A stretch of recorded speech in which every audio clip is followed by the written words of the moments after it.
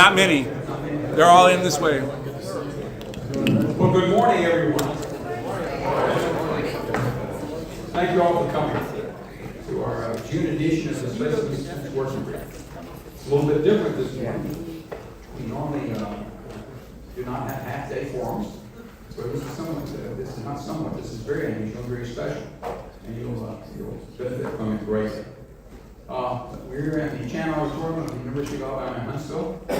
We're very fortunate to have facilities like this in our community, which we take advantage of from time to time to host our meetings. UAH has been a gracious host for many years. We've had quite a number of working group meetings in this facility. We have a very special treat for you this morning. We always thank our host for providing refreshments and facilities. Our special treat is we have the new, I don't know how long that new is going to be. But the president of the University of Alabama Huntsville, Dr. Don Leo, with us this morning. He is joining us. He's almost 18 days into the job. He is the 11th president of UAH. He joined UAH in the 1st of June.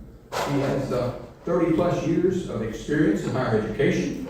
He's formerly the executive vice president provost at Ohio University, and he was for 11 years at the University of Georgia, where he served as the first permanent dean of engineering. I want to welcome Dr. Leo up to make a few welcoming remarks to us all. And sir, we're glad to have you this morning, and we're very appreciative of you hosting our meeting. But most of all, we just look forward to meeting you and getting to know you. Would you like to come forward?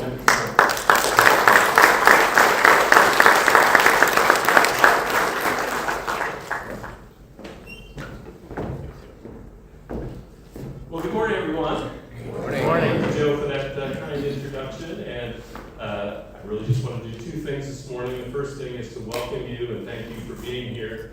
It's great to see everybody on campus.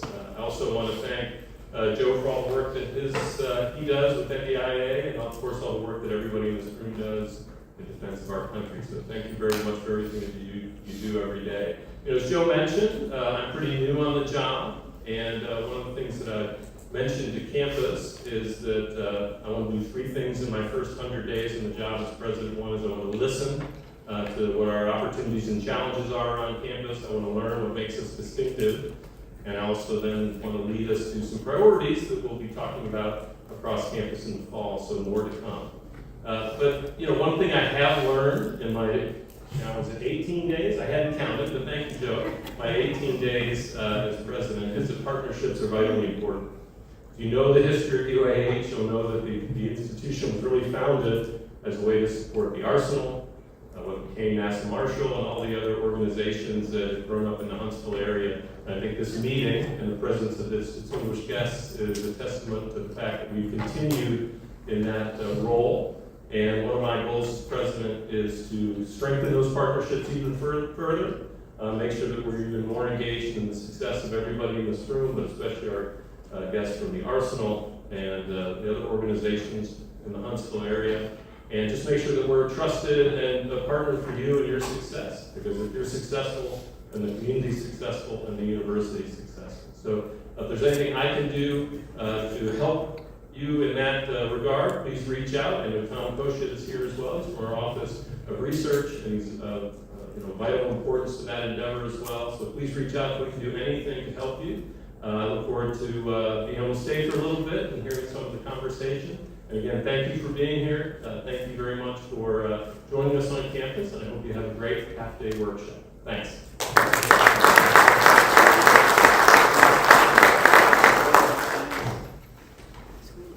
Thank you, Dr. Leo. We look forward to your tenure at UAH, and I hope it's long. I know it will be quite long and distinguished. Hopefully more than 19 days. Make it to 19. Well, how many of you are visitors here for the first time or haven't been here in a while? Please raise your hands. Quite a number. Because this is somewhat unusual for the working group to host a forum on test of logistics. It doesn't, on the surface, you wouldn't ordinarily think the Space and Working Group would be hosting such a forum. However, we want to focus on space and defense issues as it relates to contested logistics, and we'll get into that in a moment. But we're in our 42nd year of of providing technical leadership, support, and education for the defense and deployed forces of our nation for ballistic missiles, ballistic and cruise missiles. Membership is open. Those of you that raise your hand, membership is open. It doesn't cost you anything. All you need to do is push your contact information. We'll notify you. You will henceforth be a member of the working group. Our purpose is to support, be very proactive, and inform advocacy on space and missile defense programs, to assist in the decision-making process, and to educate the general population and elected representation on space and missile defense. We encourage and facilitate the exchange of information, hence our reason for being here this morning. We support the need for space and for missile defense programs without advocating for specific solutions. We're here in the wonderful Chan Auditorium, the Business School of the University of Alabama, Huntsville. If you wonder why you're here, I hope you all have a nice one of those programs. Those are collectibles.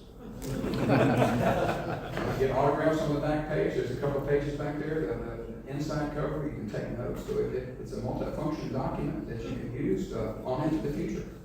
So there's a couple of pages back there to take notes. But this is what's going to happen this morning. We're going to have our special guest, and we'll introduce General Mohan in a moment. But this is what the program looks like. If you haven't referred to your program that you received, did everybody get one? If you haven't, they're in the lobby. There's also a collectible in the lobby that you might want to pick up. You haven't seen one of those. You need to pick them up. And the most important part of this, I bought these back in 1980 or 1990, and they were an antique then. But I bought them as a kind of a novelty to pass out at the Space and Missile Defense Symposium. By the way, we've got that coming up in August in our 29th year. Here at Huntsville, the largest symposium held as it relates to space and missile defense. But I bought those back many years ago to pass out. And the most important thing on this collectible is it said "Made in USA." I challenge you to find a pocket protector made in the United States. Yeah, just a little. This is our program. We're going to take a break, a networking break around 10:30, and or 10 o'clock. We'll have a 15-minute networking break, and then we'll have a second keynote address by General Mohan. I'll introduce him and followed up by a panel, and we'll wrap it up, and we'll be out of here by noon.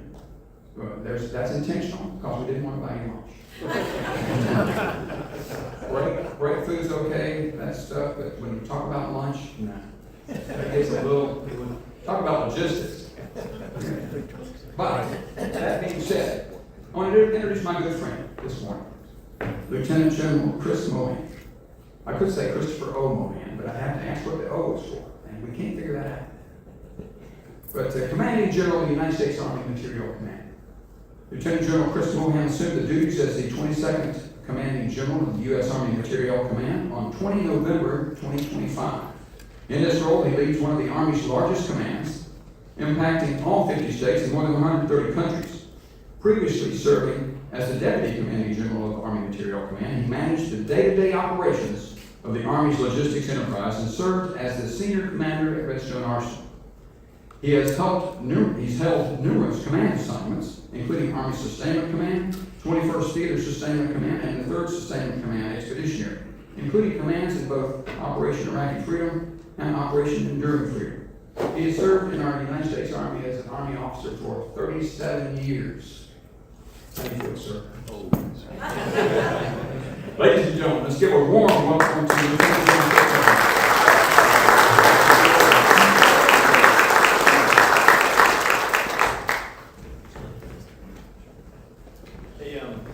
It's always good to see so many friends. It's always good to get introduced by Joe. Although he did tell me out in the lobby, hey, look, hey, you're looking pretty good in the ike jacket.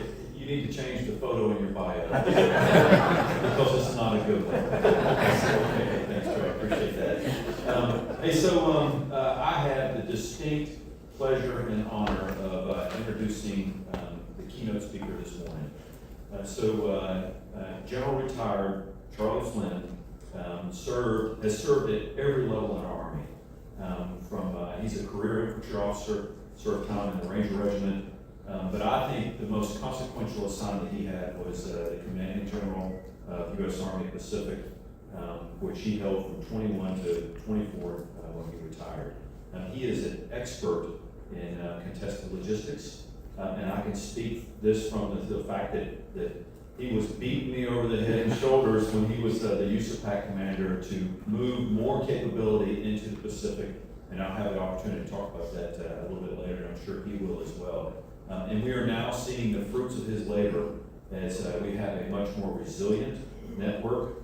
We have enterprise approaches in the Pacific, and we have footholds that, quite frankly, are driving our potential adversaries crazy. And it all started with General Flynn's vision. And so there is no better officer to talk about contested logistics and to kick this thing off.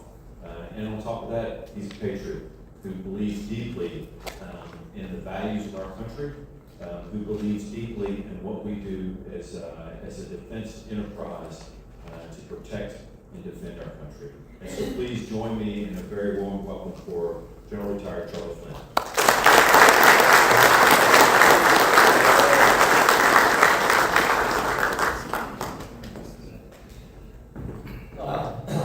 Good morning, everyone. Good to see all of you here. Thank you very much for the invitation, Joe, Chris. Thanks for those introductory remarks.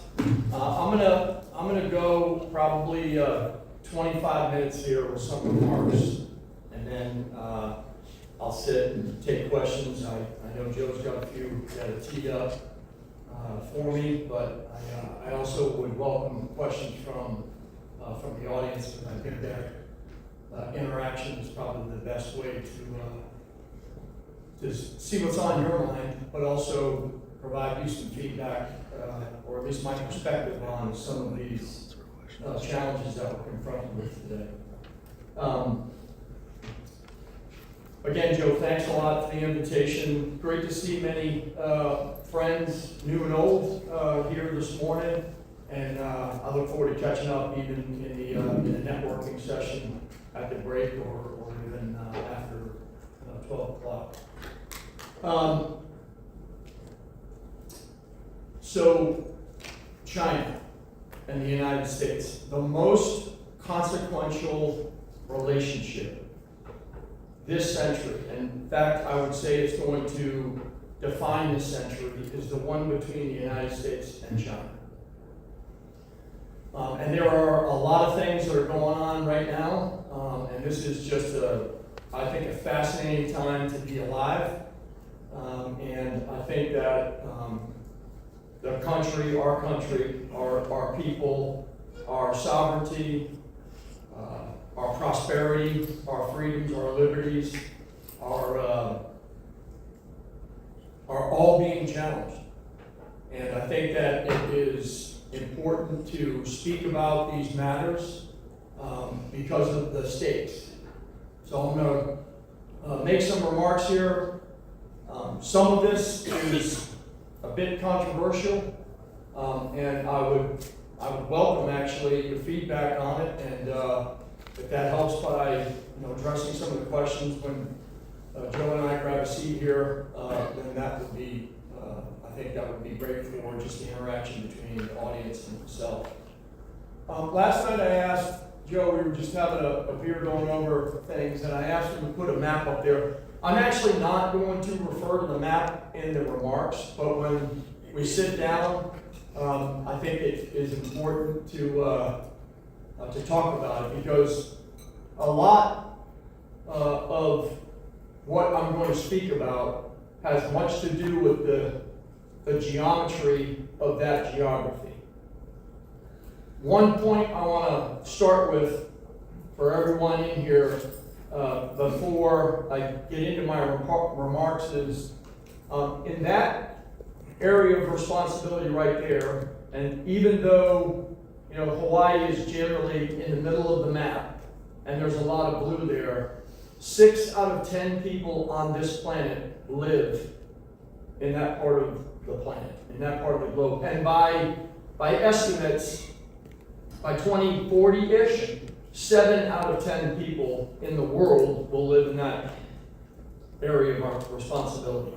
And even though there's a lot of water on that map, there's a lot of humans that live out there. And it's a massive part of the world. And if you have not been out there, for those that have been out there, you'll understand what I'm talking about. But if you haven't been out there, I just want to tell you, it's just, it's something to behold, because it's filled with people, and it is filled with countries, and it's filled with consequences tied to the region, but tied to global security, and of course tied to the United States and the Chinese relationship. Okay, so with that as a lead-in, let me tell you, I'm going to talk about positional advantage and the operational foundation of deterrence by denial. Ladies and gentlemen, thank you for the opportunity to be here today. I want to begin with a basic proposition. The objective in the Indo-Pacific is not war. Our objective out there is no war. But no war does not come from statements, slogans, strategy documents, or simple presence of military forces. No war comes from creating a military problem that an adversary does not believe it can solve. That's deterrence. And in the Indo-Pacific, deterrence will succeed only when the United States and its allies and partners possess the positional, operational, and material advantage necessary to deny aggression from the opening hours of a crisis through the duration of a conflict. That is why I have long advocated for what I call positional advantage. Positional advantage is not simply about where we plan forces or place them. It's about whether those forces are connected, sustained, protected, informed, and capable of producing effects at the time and place of our choosing. It is the military and security framework that binds together the regional architecture. It connects our allies, partners, forces, bases, agreements, intelligence, logistics, fires protection, command and control systems into an operational network. Without that network, we have nothing but locations. We only have platforms. We only have bilateral relationships or exercises or programs of record. But we do not necessarily have combat power. The central question is not whether the United States has forces in the region. The central question is whether those forces can survive, communicate, move, sustain themselves, find the enemy, protect the force, and deliver lethal and non-lethal effects while under persistent attack. This is a very, very different standard, and it is the standard that matters, and the only standard that matters. The Indo-Pacific is a logistics theater. For far too long, the United States has viewed the Indo-Pacific primarily through platforms and service preferences. We talk about ships, aircraft, missiles, ranges, magazines, sensors, and exquisite technologies.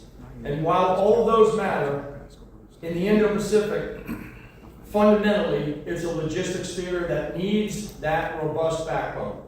It is a theater defined by distance, time, scale, geography, infrastructure, limitations, political access, contested movement, and enormous consumption rates of combat power.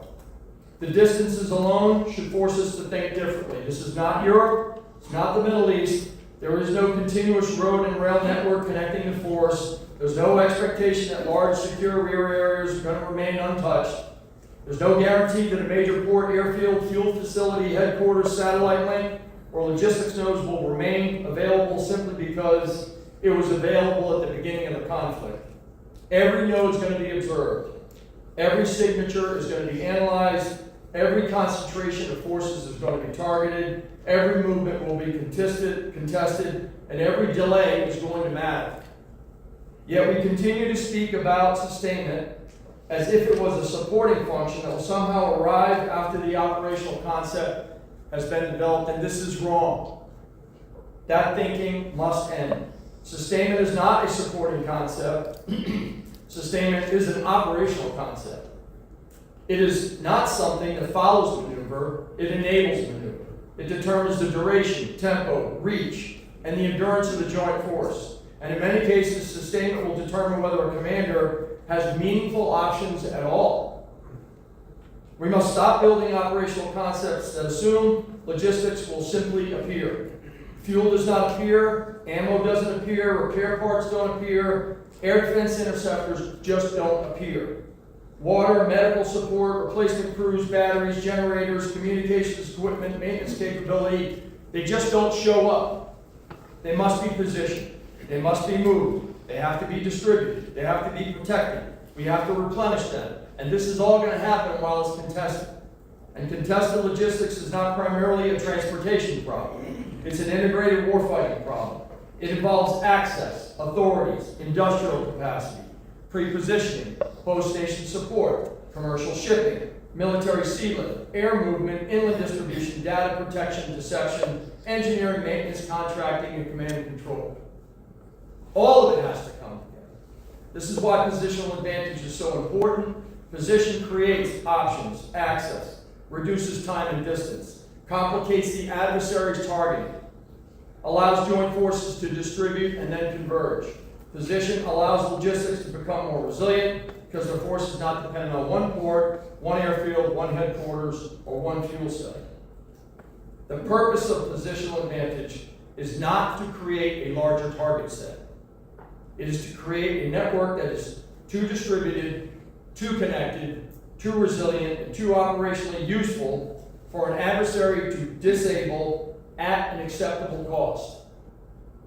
Protection is not optional. This is another uncomfortable truth. We cannot build a distributed force and then leave it exposed. We cannot establish logistics nodes across the theater and assume distance will protect them.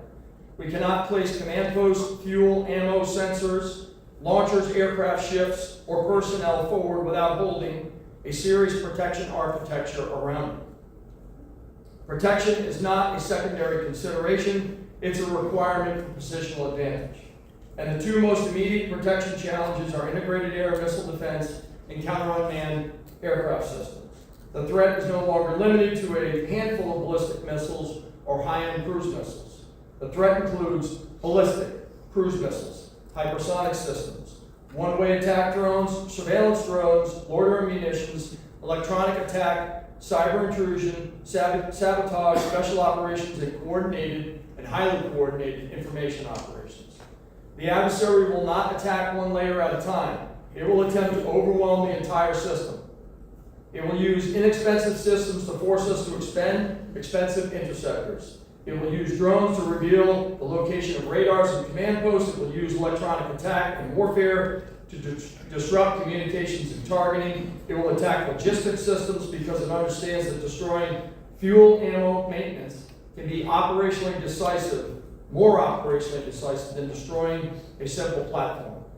This is why IMAD and counter-UAS cannot be treated as narrow technical communities. They're central to joint operations, to sustainment, to deterrence, and they are central to maintaining positional advantage. We must think about protection as a layered and integrated system, and that means active defense, passive defense, dispersion, mobility, hardening, camouflage, deception, signature management, rapid repair, redundant communications, cybersecurity, electronic protection, and the ability to reconstitute after attack at point of need.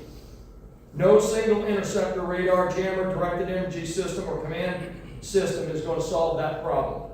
The solution is a layered architecture that combines sensors, shooters, electronic warfare, directed energy, kinetic systems, passive measures, and disciplined operational approaches. We should name and assess these systems. We should test Patriot, STAD, NASAMS, indirect protection capabilities, directed energy systems, electronic warfare tools, counter-UAS technologies, emerging sensors, and command and control platforms. But we should not allow ourselves to become trapped in a debate over which a single system is best. This is the wrong question. The right question is what combination of capabilities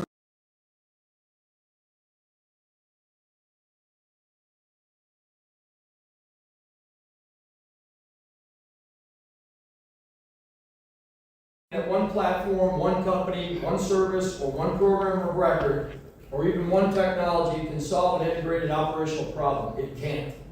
Programs of record should not be protected from reality. They should be challenged by reality. If a program works, scale it. If a material solution is already producing results, insert it into exercise and operational formations. If it performs better than the existing approach, we should not wait years for the bureaucracy to catch up. And if a program does not perform under realistic conditions, we should have the institutional courage to change it, replace it, or end it. The battlefield does not care how long a program of record existed. The enemy does not care how much we have invested. And the American taxpayer should not be asked to continue funding systems simply because the acquisition process has made them difficult to stop. Command and control is the connective tissue of all of this. Positional advantage cannot exist without command and control. C2 is the connective tissue that turns a collection of forces into a fighting formation and a fighting network. But we must be clear about command and control and what it means in this theater, and it is not simply headquarters or command posts filled with screens. It's not a single cop. It's not assumption of constant, reliable, high bandwidth communications. Command and control in the Indo-Pacific must be distributed, mobile, survival, interoperable, capable of operating through massive disruptions. Assume communications is going to be degraded, satellite links are going to be attacked, data is going to be manipulated, headquarters are going to be targeted. Assume that units will periodically be isolated. That means commanders and formations must be able to operate with less. They must understand the intent, possess authorities, and be able to communicate quickly. They have to have alternative pathways. They must rehearse integrated operations. They must be capable of continuing to fight when the digital architecture does not continue on and is not designed to. Technology can improve decision making. Artificial intelligence can help commanders process information. Data platforms can connect sensors, shooters, logistics, intelligence, and operations. But data volume is not decision advantage. More information does not automatically create better decisions. Decision advantage comes from obtaining the right information, placing it in context, protecting it from manipulation, sharing it with the correct decision makers, and then acting before your adversary does. The goal is not simply to see more. The goal is to see, sense, track, identify, characterize, discriminate, decide, act, and assess faster than your adversary can. This applies to lethal targeting, non-lethal targeting, logistics, information, and force protection. It applies to the political and information dimensions of competition. C2 must also be interoperable with our allies and partners. We cannot claim to have a regional security network where our systems cannot communicate and our data can't be shared, and our authorities limit us to do that.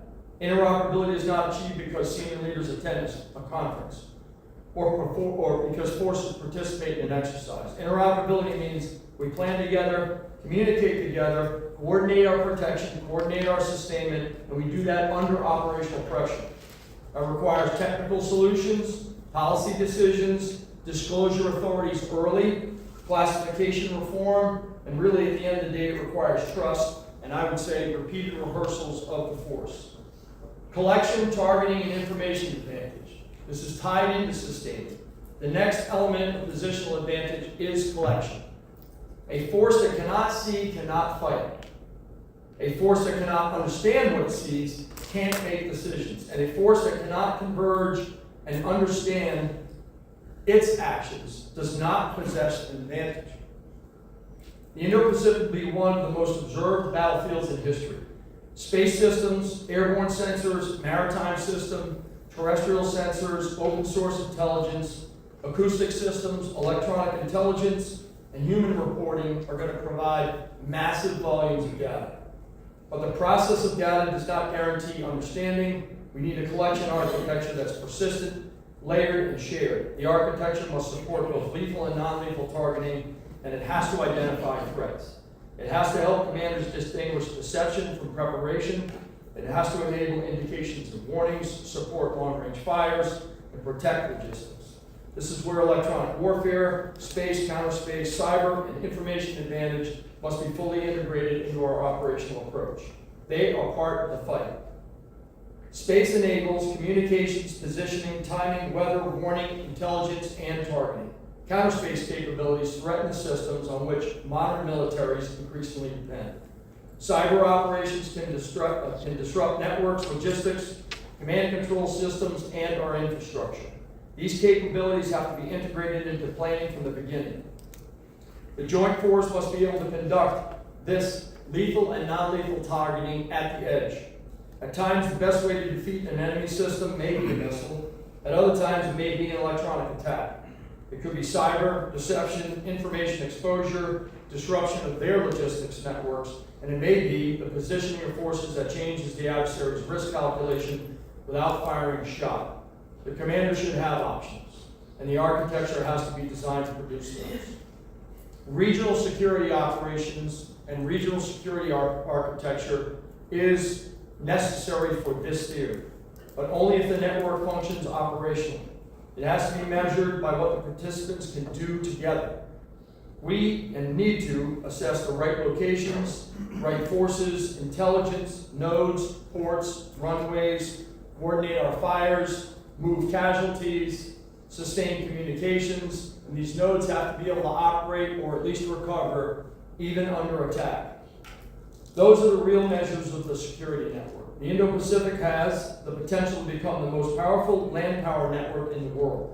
The region contains many of the world's largest armies. I'll talk about that maybe at the chat. It contains strategically located allies and partners. It has enormous opportunities for critical infrastructure, ports, airfields, training areas, logistics facilities, and industrial capacity.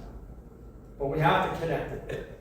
And it has to be integrated through sustainment, C2, and protection. This is how positional advantage binds this security architecture together.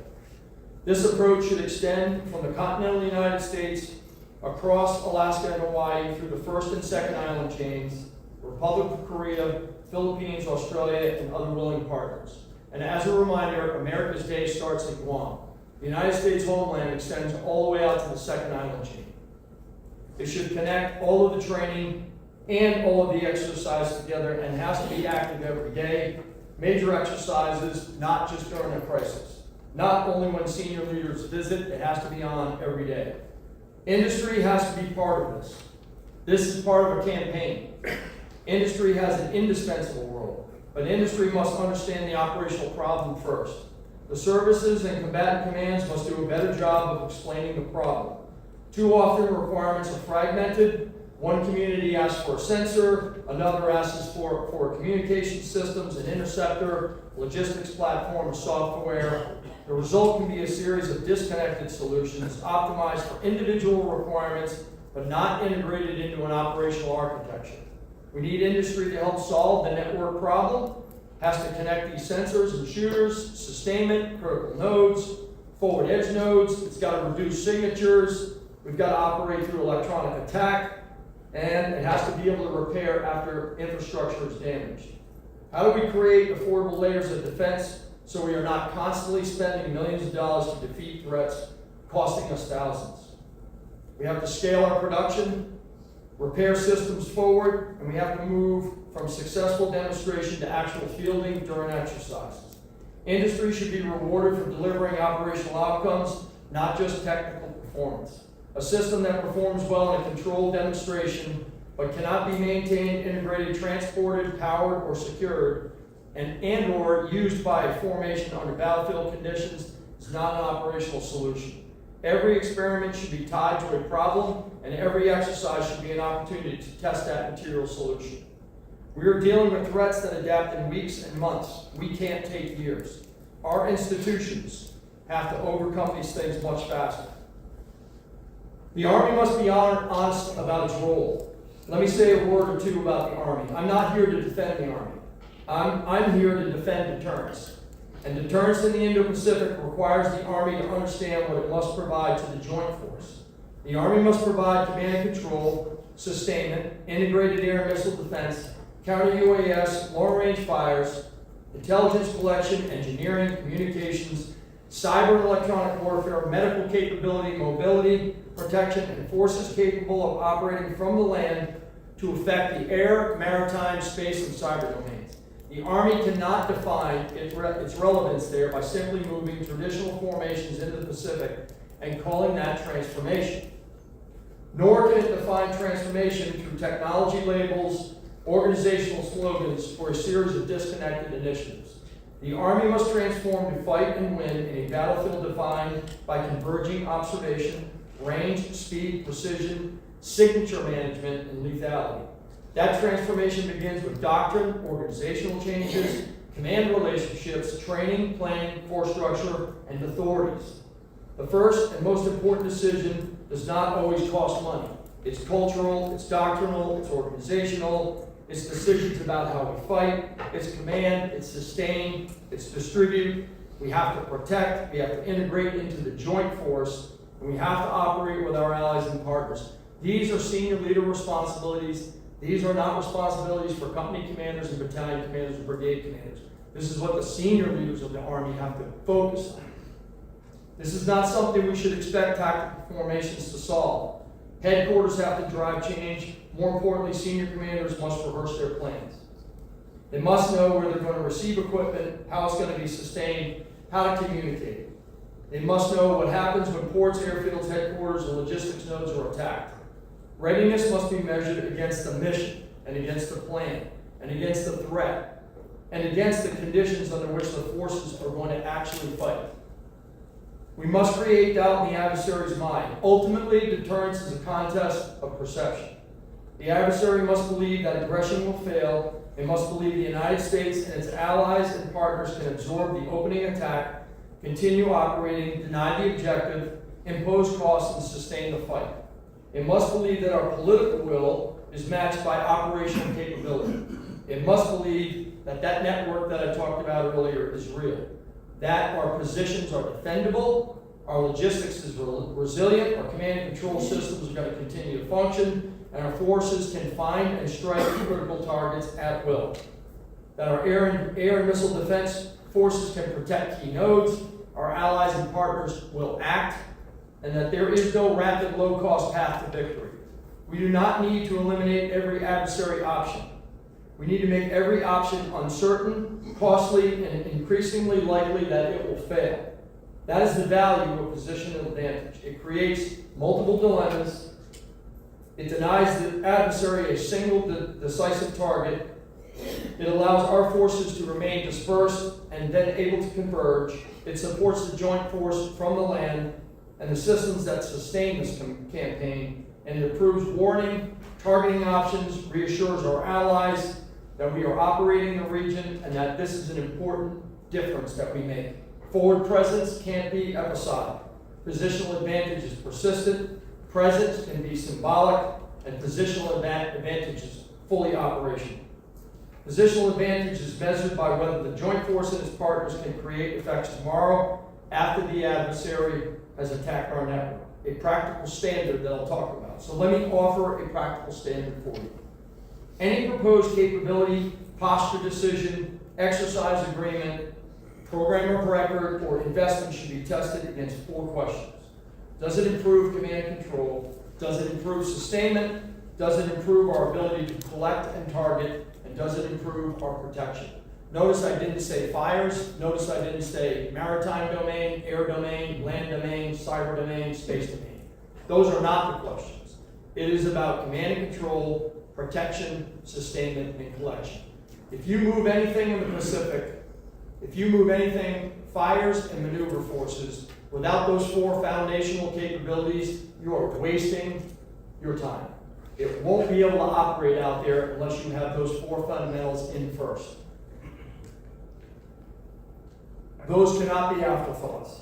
They can't be specialized communities operating at the edge of some worthless concept. They have to be central ideas, because a force that cannot sustain and protect its logistics cannot generate combat power. A force that cannot sustain itself can't maneuver, can't converge, can't target, and it can't go after the enemy's objectives. In conclusion, I think that we're at a consequential moment. As I talked about earlier, the United States still possesses extraordinary advantages.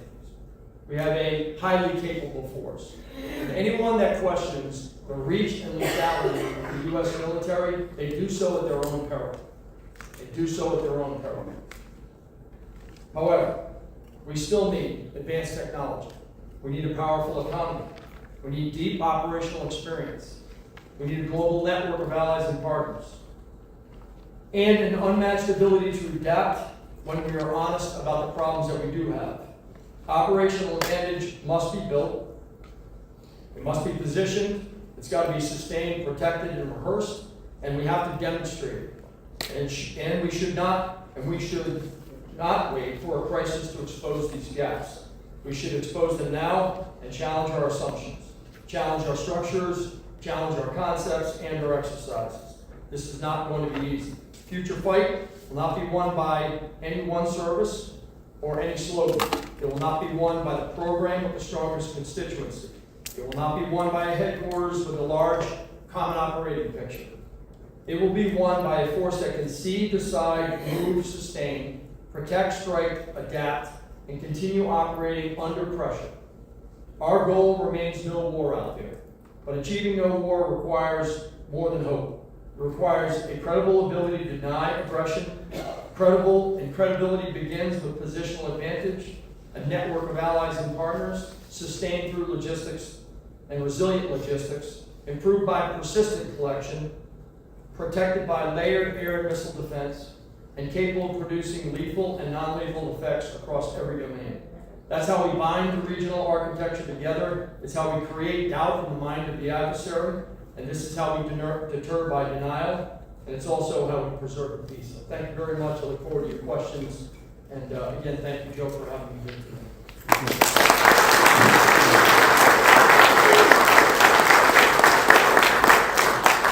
Get your water. Could you hit? I've got one. You got one right there? Right there, Chris. Yeah. Thanks very much. Appreciate it.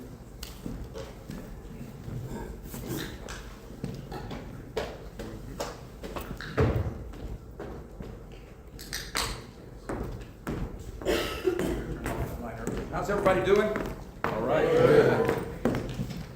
Thank you, sir. That was, I've got to soak that up.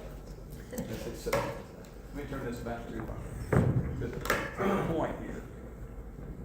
And I'm going to open it up. And you have microphones on your Yeah. desk there. Good catch. Hello. Everybody here okay? Yeah. I read a lot of things that read of late, that interviews, your papers, and we are so honored to have you with us. Thank you for coming.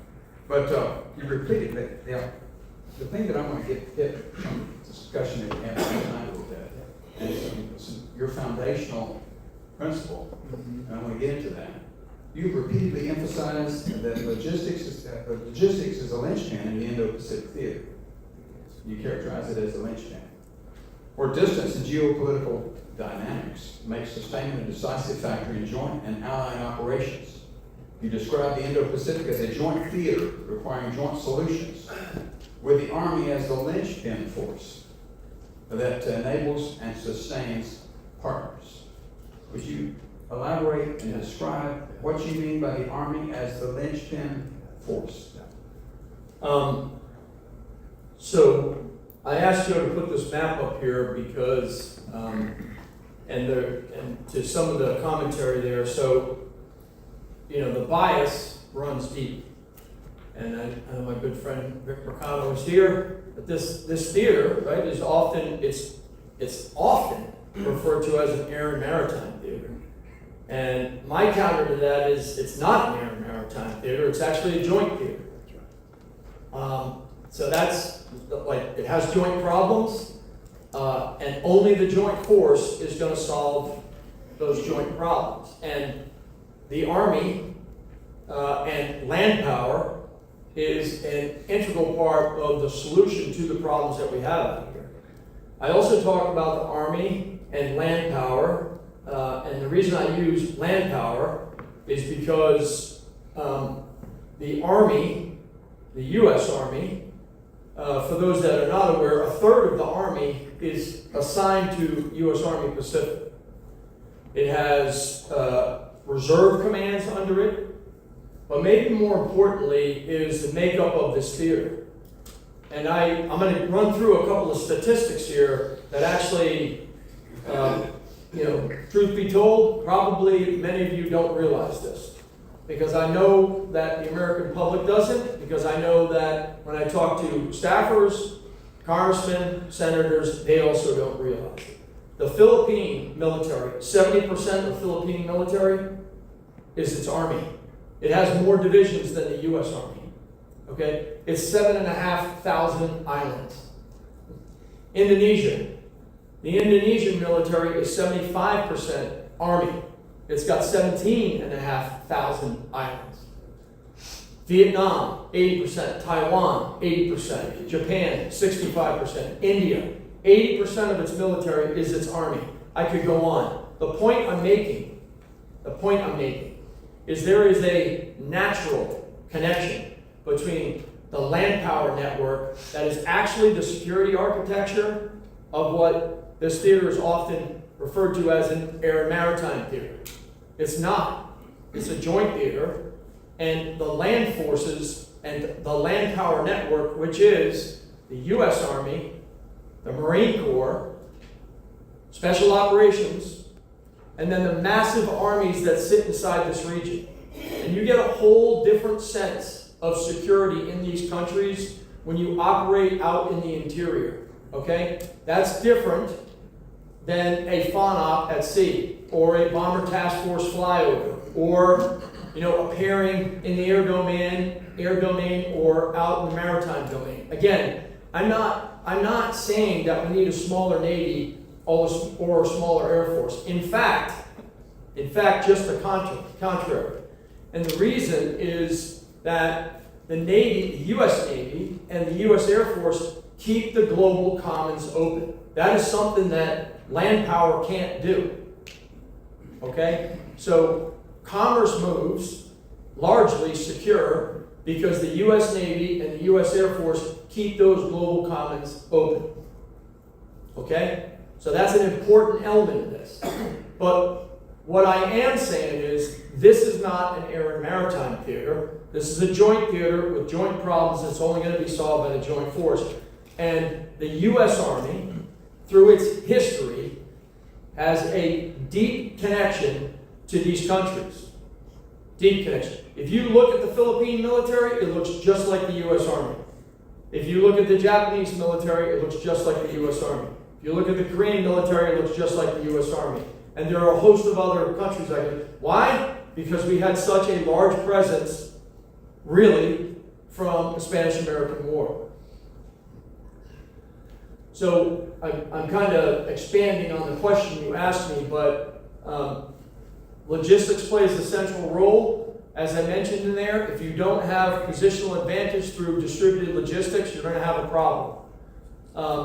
I'll tell stories while I'm at it. We had 7 vessels afloat out there, okay, in our APS afloat stocks. That was costing the Army more than $2 billion in our program, okay? Now, what weapon systems have the Chinese built? They built an A2AD network, and they have hypersonics, and they have reach, okay, and they have a deep magazine. With Chris's help and many other people's help, I was like, hey, why don't we take the equipment off of these vessels? Sea Lift Command needs them for recap. You got to bring them all the way back to the East Coast to do any of the maintenance on either the vessels or the equipment we have. 2 of them were loaded with ammunition. 5 of them were loaded with equipment. I'm like, hey, this is what we need to do. Like, let's get the equipment off these vessels, get them back for recap, get the equipment into these locations where we operate, instead of dragging the equipment across the Pacific into these locations. Now we have forward stops. Now we have additive manufacturing. Now we have contractual agreements. Now we have access. And basically, we got $2.5 million back, $1 billion back in the pump. I'll use another one. It cost us, Ed would remember this, it would cost us, we were sending our brigades from Alaska and Hawaii to Louisiana for training, okay, at the cost of $60 million. $50 million was transportation. $10 million was training.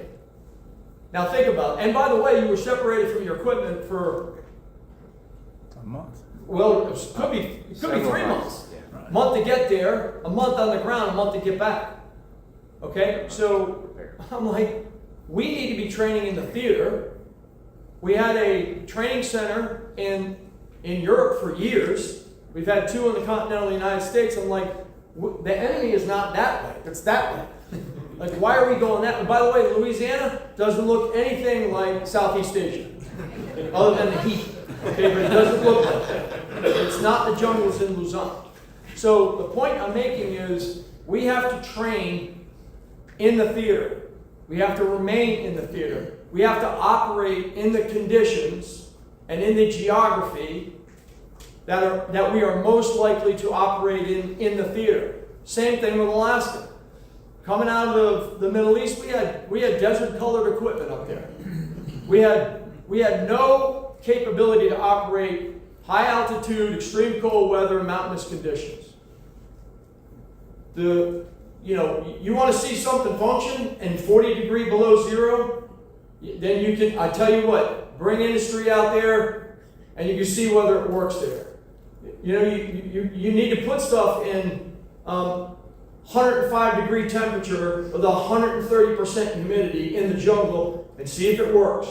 Or put it on a vessel, a watercraft moving an inland waterway and then coming out and having to go to another island, and you'll find out whether that equipment, through salt corrosion and heat and humidity, whether it works or not. So if you're doing a test in Fort Bliss or White Sands Missile Range or Nellis, that doesn't look anything like what's going on out there. And so my point was, every experiment out there had to have an exercise, and every exercise needed to have an experiment. Because then we could really find out, because the best R&D feedback you're going to get is from a soldier that's actually using it. And you're not going to get the same feedback at Fort Carson, Colorado, or Fort Knox, Fort Riley, or Fort Hood. You're going to get it when you're in Banjarmasin in Indonesia, on the island of Sumatra. That's when you're going to find out whether that thing actually functions or not.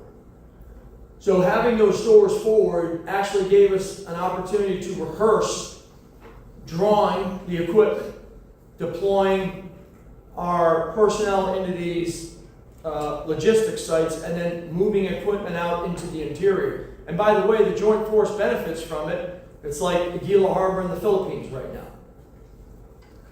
Because that's now a joint theater distribution center, but the Army got that thing started with its seed corn. But now it's for the Joint Force. And these are the interdependencies that the Joint Force has from the Army. I told this to Honorable Colby the other day. The Army is the only service that has a 2-star commander in the theater that does sustainment. Nobody else has a commander wearing 2 stars on his shoulders with a staff and with reach to the enterprise of the Joint Force or the Army in the theater. So we're in a natural position to be able to do this and do it well, because we have capacity to do it. And by the way, the bulk of the Guard and Reserve are coming out of the Army. I could go on. Let's continue that in matter of speaking. You stress that logistics is not a support function, That's right. as it is often considered, but a core warfighting capability. Further, that it must be used as central to deterrence and must be prepared for, rehearsed, and integrated into all operational planning. Without logistics as a deterrent, readiness is compromised. Please amplify what you mean, and you touched on that. Amplify what you mean by logistics as a core warfighting function, and thereby a deterrent. Yeah, I'll illustrate this through a story that Ed was involved in, Chris was involved in, and your headquarters was involved in. So Ed and I were out in the Pacific. I was at DCG at USAPAC, and if you recall, remember the Little Rocket Band period? Yeah. Okay. That, the end result of that was another THAAD system was permanently stationed there, but that's really not the story. The story is this, that General Perna and this headquarters here at AMC, we moved 90 days of ammunition to Japan and Korea and other logistics in probably 60 days. And all of that was happening while this, rhetoric and, missiles were being shot, new administration, because this was in the first Trump, just in the early days of it. And the reason I'm telling you this, and I can't go into any other detail, but that entire situation simmered down when all that sustainment went and was positioned. So, to my remarks, like, it may not be that you have to fire a shot. In fact, that's the way you want it to be. You want to be able to position things and then say, listen, we have capability, we have posture, we are messaging you, and we're demonstrating the political and military will to actually act. Okay, so those four things, in my view, are really what integrated deterrence stands for. Capability plus posture plus messaging plus will. And the will is political will and military will. Now, military will, you could say it like capability, but if you have posture and you put capabilities down and then you message, you take another step, we're going to do something against you, then in my remarks, any adversary that questions the lethality and reach of the U.S. military, they do so at their own peril. I mean, the U.S. military is it has extraordinary capabilities. Do we have problems? Of course we do. Do we need manufacturing back? You're damn right we do.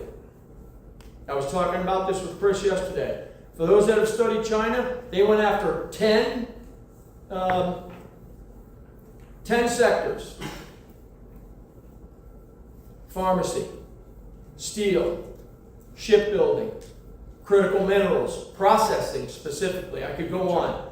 And I'll say this. I actually, somebody asked me the other day what keeps me up at night. When I was in uniform, it was something different. Now that I'm out of uniform, what keeps me up at night is our inability to manufacture, to build things fast enough. Because we don't own our supply chains. End to end. 90% of the processing for concentrate of iron ore, pick a rare earth element or a critical mineral, of which there's now 60, we don't process 90% of that. So Trump takes office, February, 10% tariff. What do? Flood the zone. They countered with putting a chokehold on critical minerals. Same thing in April. And the point I'm making here is, if we can't make batteries, and we can't make magnets, and we can't make semiconductors, because we don't own end-to-end supply chain, we've got a huge problem. And that's what keeps me up at night. And that is tied directly to logistics, because if you think of a semiconductor as your brain, and a battery as your heart, and a magnet as your spine, you can't live without those three. And if you think about that combination of our inability to produce those in this country, then that should keep you up at night. And by the way, this is not going to be built in one administration. We're not going to regain control of manufacturing and raw materials and the processing of those raw materials in a 4-year political cycle. It's going to take years. Why? Because we walked away from it when China went into the WTO in 2001, gave them favored trade nation status, and we said, everybody's boat's going to rise. No, they're not. They're communists. And I'm not against the Chinese people, but I am against the Communist Chinese Party. I'm not talking about the Chinese people. I'm not talking about China and the people of China. I'm talking about the Communist Chinese Party, the CCP, and the military arm that they have created. You and I, thank you so much for that. I don't know if you're getting as much out of this as I am. Yes. I'll tell you what. You and I spoke last night about the similarities, and I'm sure a historian. We talked about the similarities of World War II and our war with China, with Japan. Comparing a war with China to our war with Japan in World War II, distance and dispersion remain central challenges. But modern technology and A2AE threats amplify risks. Forward positioning of stocks are critical. Historical island hopping strategies offer flexibility and redundancy. Multi-domain threats, cyberspace, and long-range fires require integrating across all services and allied partners. And sustainment is vital. To your point, sustainment, you can't just put them out there. You got to defend them. You got to sustain them. Yeah. Whereas failure to maintain logistics could halt operations like underestimating supply in World War II forced strategic adjustments. Could you comment on how the Indo-Pacific's contested logistic environment mirrors the World War II Pacific theater in its complexity and criticality, but how modern threats and technological dependencies make sustainment even more challenging today in a potential war with China? Well, I'm not sure it's more challenging today, but I guess I'll color this with a quote up front. Admiral Ernest King, who was I think at the time he was the acting CEO, and he goes, I don't know what MacArthur's talking about with all this logistics, but I want some of it. And I guess the point that I'm making here is that, this is, again, back to our history out there, which, I know we just had D-Day and, everybody, the European continent is a land continent, land-dominant continent with armies, and our history is there, but the Army's history in the Pacific is extraordinary. So, 22 divisions, 6 field armies. 6 field armies. It was the 3rd largest assembly of an army that we ever created. It was massive. And if you've been to places like, I've been to a little island down here called New Caledonia. It's a French, it's the French version of Guam territory, okay? We put 1.5 million soldiers through there in 90 days. I mean, the logistics of this is just on its way up into the Solomon Islands and into the Philippines.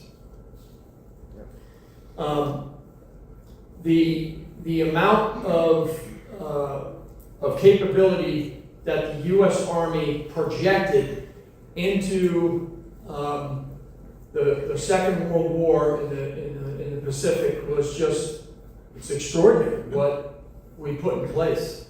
And to see some of these locations, it's amazing. I'll give you one other story.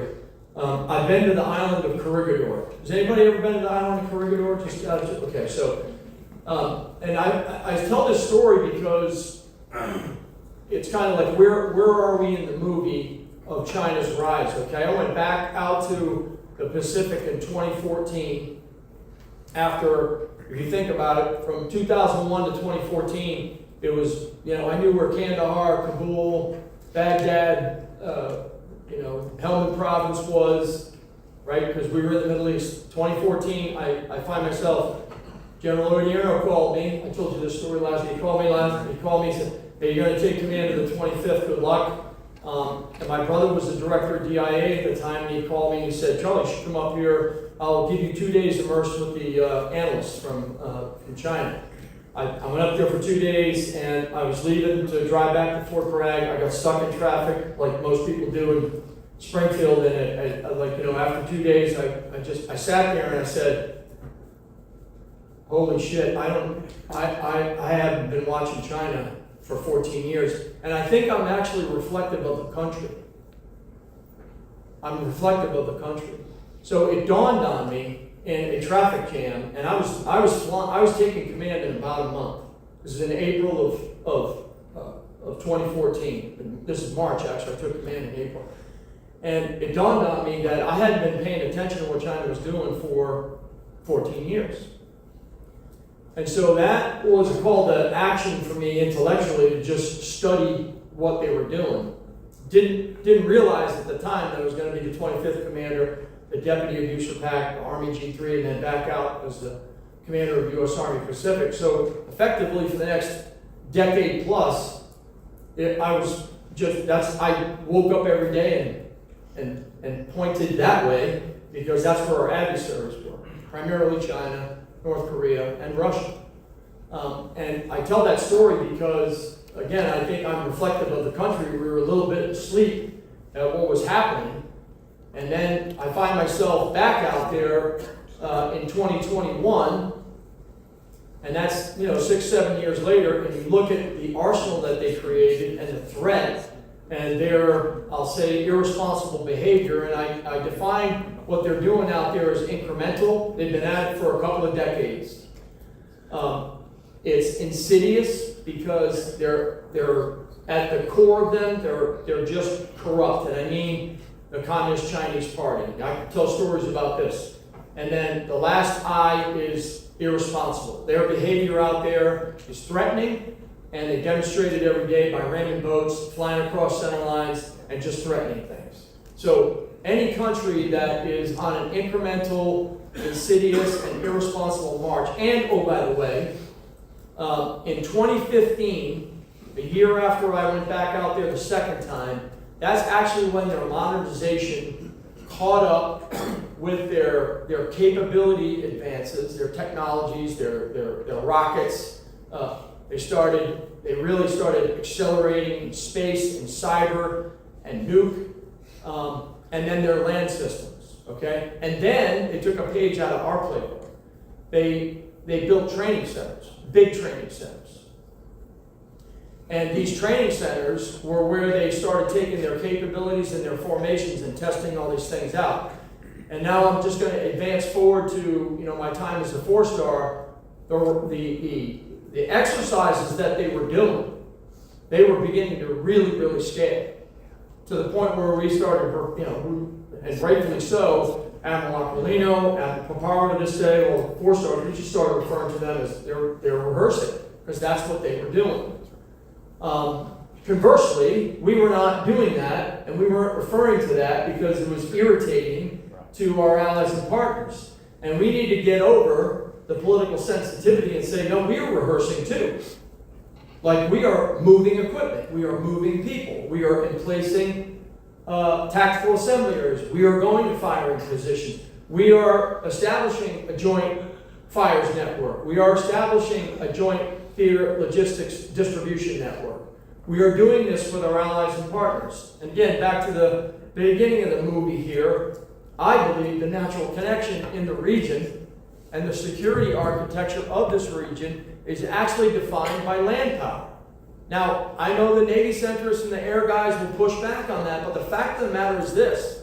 You want to find out what's going on with the security situation in these countries, get out into the interior.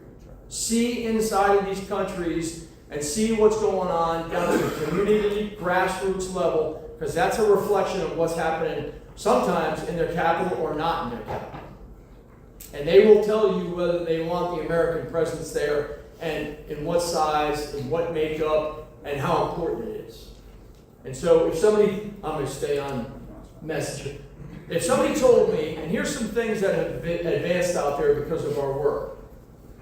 If somebody told me in 2021 that the Japanese were going to fire a Type 88 land-based anti-ship missile from the Philippines, mind you, remember the history here now, okay? The Japanese flattened the Philippines, okay? They now have formal agreements with the Philippines, and they're deploying their most advanced land-based anti-ship missiles into the Philippines and doing a live fire. Now they did that because we led the way. The U.S. led the way by having the Typhoon system down there. We did Patriot live fires. We brought HIMARS in there, etc., etc. By the way, the Japanese also just exposed their first land-based Type 12 hypersonic cruise missile inside of Japan. The Philippines are buying BrahMos anti-ship missiles from India. The Philippines went from 4 EDCA sites to 9 EDCA sites, and even though Aguila Harbor is not an EDCA site, it's basically part of the Luzon economic zone that this administration has just started up because they saw what was happening with Aguila and Clark nearby. And again, the Philippine political leadership sees the threat, and they're responding to the threat because of the way that China is behaving. I mentioned information operations. I just have to talk about this because it's really a challenge for us. So here's a play out of their playbook, and they're doing it in this country too, because you see it in open source reporting. They buy land right next to a military installation or critical infrastructure. Okay, they're buying land. Now I'll stay country agnostic here. But here's what happens: they buy land. They own a telecommunications company. They put towers up on that land. You can guess what those towers are doing. Then they own 7 members of a media company on the board, and then that media company opens up bot farms, and then they grab information and they spew disinformation and misinformation about what the United States is doing, what the West is doing, etc., etc. And you're in a information, cyber, and space war every single day out there. It is contact, full contact. And they don't play. They are very good, very skilled, and this is their game. And they do it inside this country, and they're doing it all over that region. Because their aim is regional hegemony, because they have global aspirations. And don't think for a minute that they're not continuing to try. I know there's a ton of happy talk going on, and that's good. If you're not talking, you're fighting. So I'm excited that the administration is talking, because we weren't talking, and that's not a good place to be. So, and I'm telling you these stories because, back to the very early comments that I made, this century is going to be defined by the relationship between the United States and China. Just like the last century was defined by the relationship between the United States and Europe. This century is going to be defined by ours and I would say Asia. I'm on a roll, so I don't know what time it is. I'll let you go. For those of you that served out there, I'll just I said deliberately in here, because I say it deliberately to remind people that America's day starts in Guam, the second island chain. Okay? Those are American citizens, American nationals. We have an obligation to protect the Northern Marianas, the Marshall Islands, Guam, Palau. I mean, our day goes on. And by the way, if you take a direct flight from Honolulu to DC, it's about 10 hours. If you take a direct flight from Honolulu to Guam, it's about 10 hours. You're not even in the region yet. You're in the second island chain. That's how big this place is, okay? It's massive. And so it's really important that people understand the challenge that the U.S. military has, because China has 3 things that we do not have. They have magazine depth, because they got a lot of weapons. They have mass, because they have a lot of ships, planes, and they got a second largest army in the world after India. And then they have, they're operating on interior lines. Military parlance, they're 100 miles from their objective, okay? We have none of those. So how do we overcome that? And my theory of victory is we have to gain positional advantage. And we have to do that through permanent forces, Korea, Japan, probably some in Australia, definitely some in Guam. Permanency, dynamic deployment, and rotational deployment. We have to throw all 3 combinations. We have to be a boxer that is really good with a hook, a jab, and a knockout punch, okay? So we have to be able to do all those as the U.S. military. And the challenge in this theater is that if you don't have your anchors of your allies and partners, you're at a loss. You need those access agreements. You need those partners to enable what has to go on. And so the interoperability between our forces and their forces creates conditions for us to have posture, capability to message what we're doing out there, and then demonstrate the political and military will that we are a Pacific nation. Homeland starts in the second island chain, and our day begins in Guam, and that the consequences of our relationship with Asia and with China are going to determine the outcomes of this century. And that's why hard power, and for too many years, I'll be critical of the Army, for too many years, the only hard power that was really being demonstrated out there was by the US Navy and the US Air Force. We had hard power capability, but we didn't necessarily put it out there. Now, I can make excuses to say we're tied up like a knot in the Middle East, I get it. But the fact of the matter is, bless his soul, he's passed, but General Ordino actually is the Chief of Staff of the Army. He moved the 4-star build from Europe to the Pacific. That's actually how that command went back to a 4-star, and it made a huge difference. Huge difference. And there were other parts of it. Forces that were assigned, that were going to the Middle East, that were taking off our rotations to the Middle East, so the net gain in the Pacific was greater command and control and greater access to forces. But I would say that we paused a little bit, and we shouldn't have. But I am excited about what we've been doing out there for the last 5 years, and I think that it's had a massive impact. I think we in the Army ought to give ourselves more credit, talk more widely about the successes of it, and stay on the fact that the land power network in the Indo-Pacific is actually the security architecture that binds that region together.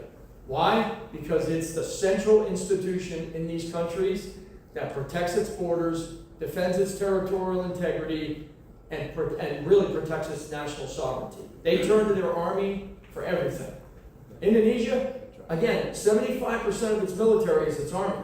And they're looking to us for multi-domain operations. They want to learn about our multi-domain task forces. They want to know how we sense. They want to know how we strike. They want to know how we do sustainment. They want to come to our training centers. This has a massive impact. They're coming to our schools. I was telling a story earlier today. I was talking to a very critical commander in Taiwan recently. He went to the Citadel. 65% of all the international military education seats in the Department of War are Army schools. It's a massive influence on this region when we send these leaders from these countries back to our officer courses, non-commissioned officer courses, and warrant courses. Those seats are critical. Nobody even talks about it. The influence that the U.S. military, and I would say the U.S. Army has in this region through those schools is extraordinary. You get no credit for it. It's a State Department program that the Department of War supports. It's extraordinary. Building on that comment, those comments, and by the way, I hope you're enjoying this as much as I am, folks. A potential war with China would require sustaining forces over 6,500 miles from the U.S. West Coast to the Western Pacific, with intra-theater distribution across key points like Japan, Korea, Guam, and Northern Australia. Modern logistics must integrate joint and allied capabilities, including updated Army watercraft and pre-positioned stocks to counter Chinese anti-access area denial threats. Unlike World War II, contemporary operation must also account for cyber and space disruptions, which could paralyze supply chains even without kinetic attacks.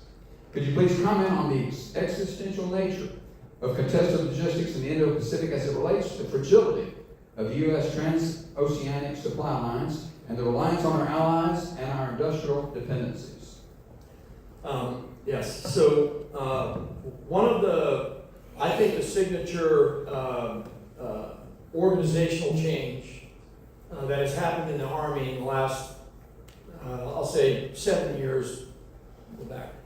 7 years, so 2019-ish. It is the multi-domain task force now, I think soon multi-domain command, and the reason I bring this up is it's an organization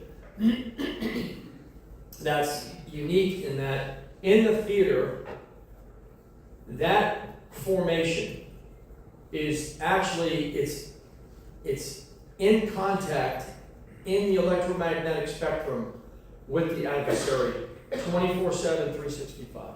So it is sensing and seeing and tracking and identifying and understanding what's actually happening in the space, cyber, EMS, and information domain.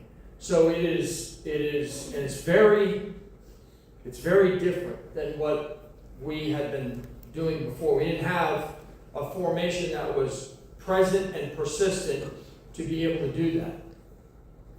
So it's understanding what's actually happening in a foreign country operating forward. And there's an enormous amount of value with an organization that is doing that while campaigning and doing day-to-day operations. So I believe that that organization and the change that it can create has been really remarkable, not just for the Army, but for the Joint Force and for the allies and partners. I sent a note out the other day. Again, I'll leave the name of the country agnostic, but they base their writing about the multi-domain task forces in their own countries to advocate for these kinds of formations to their political leadership because they see the value of what it's doing. Its value is in deterrence because it's out there campaigning every day and it's in the electromagnetic spectrum and it's doing all of the lethal and non-lethal targeting that has to happen during campaigning because it's too late once the bullets start flying. One other thing about the multi-domain task force, and it's so different than what we've had. It changes command and control, sustainment, protection, collection. It changes every warfighting function that we operate under because it's just a unique formation. But one story that's not often told is we couldn't explain it.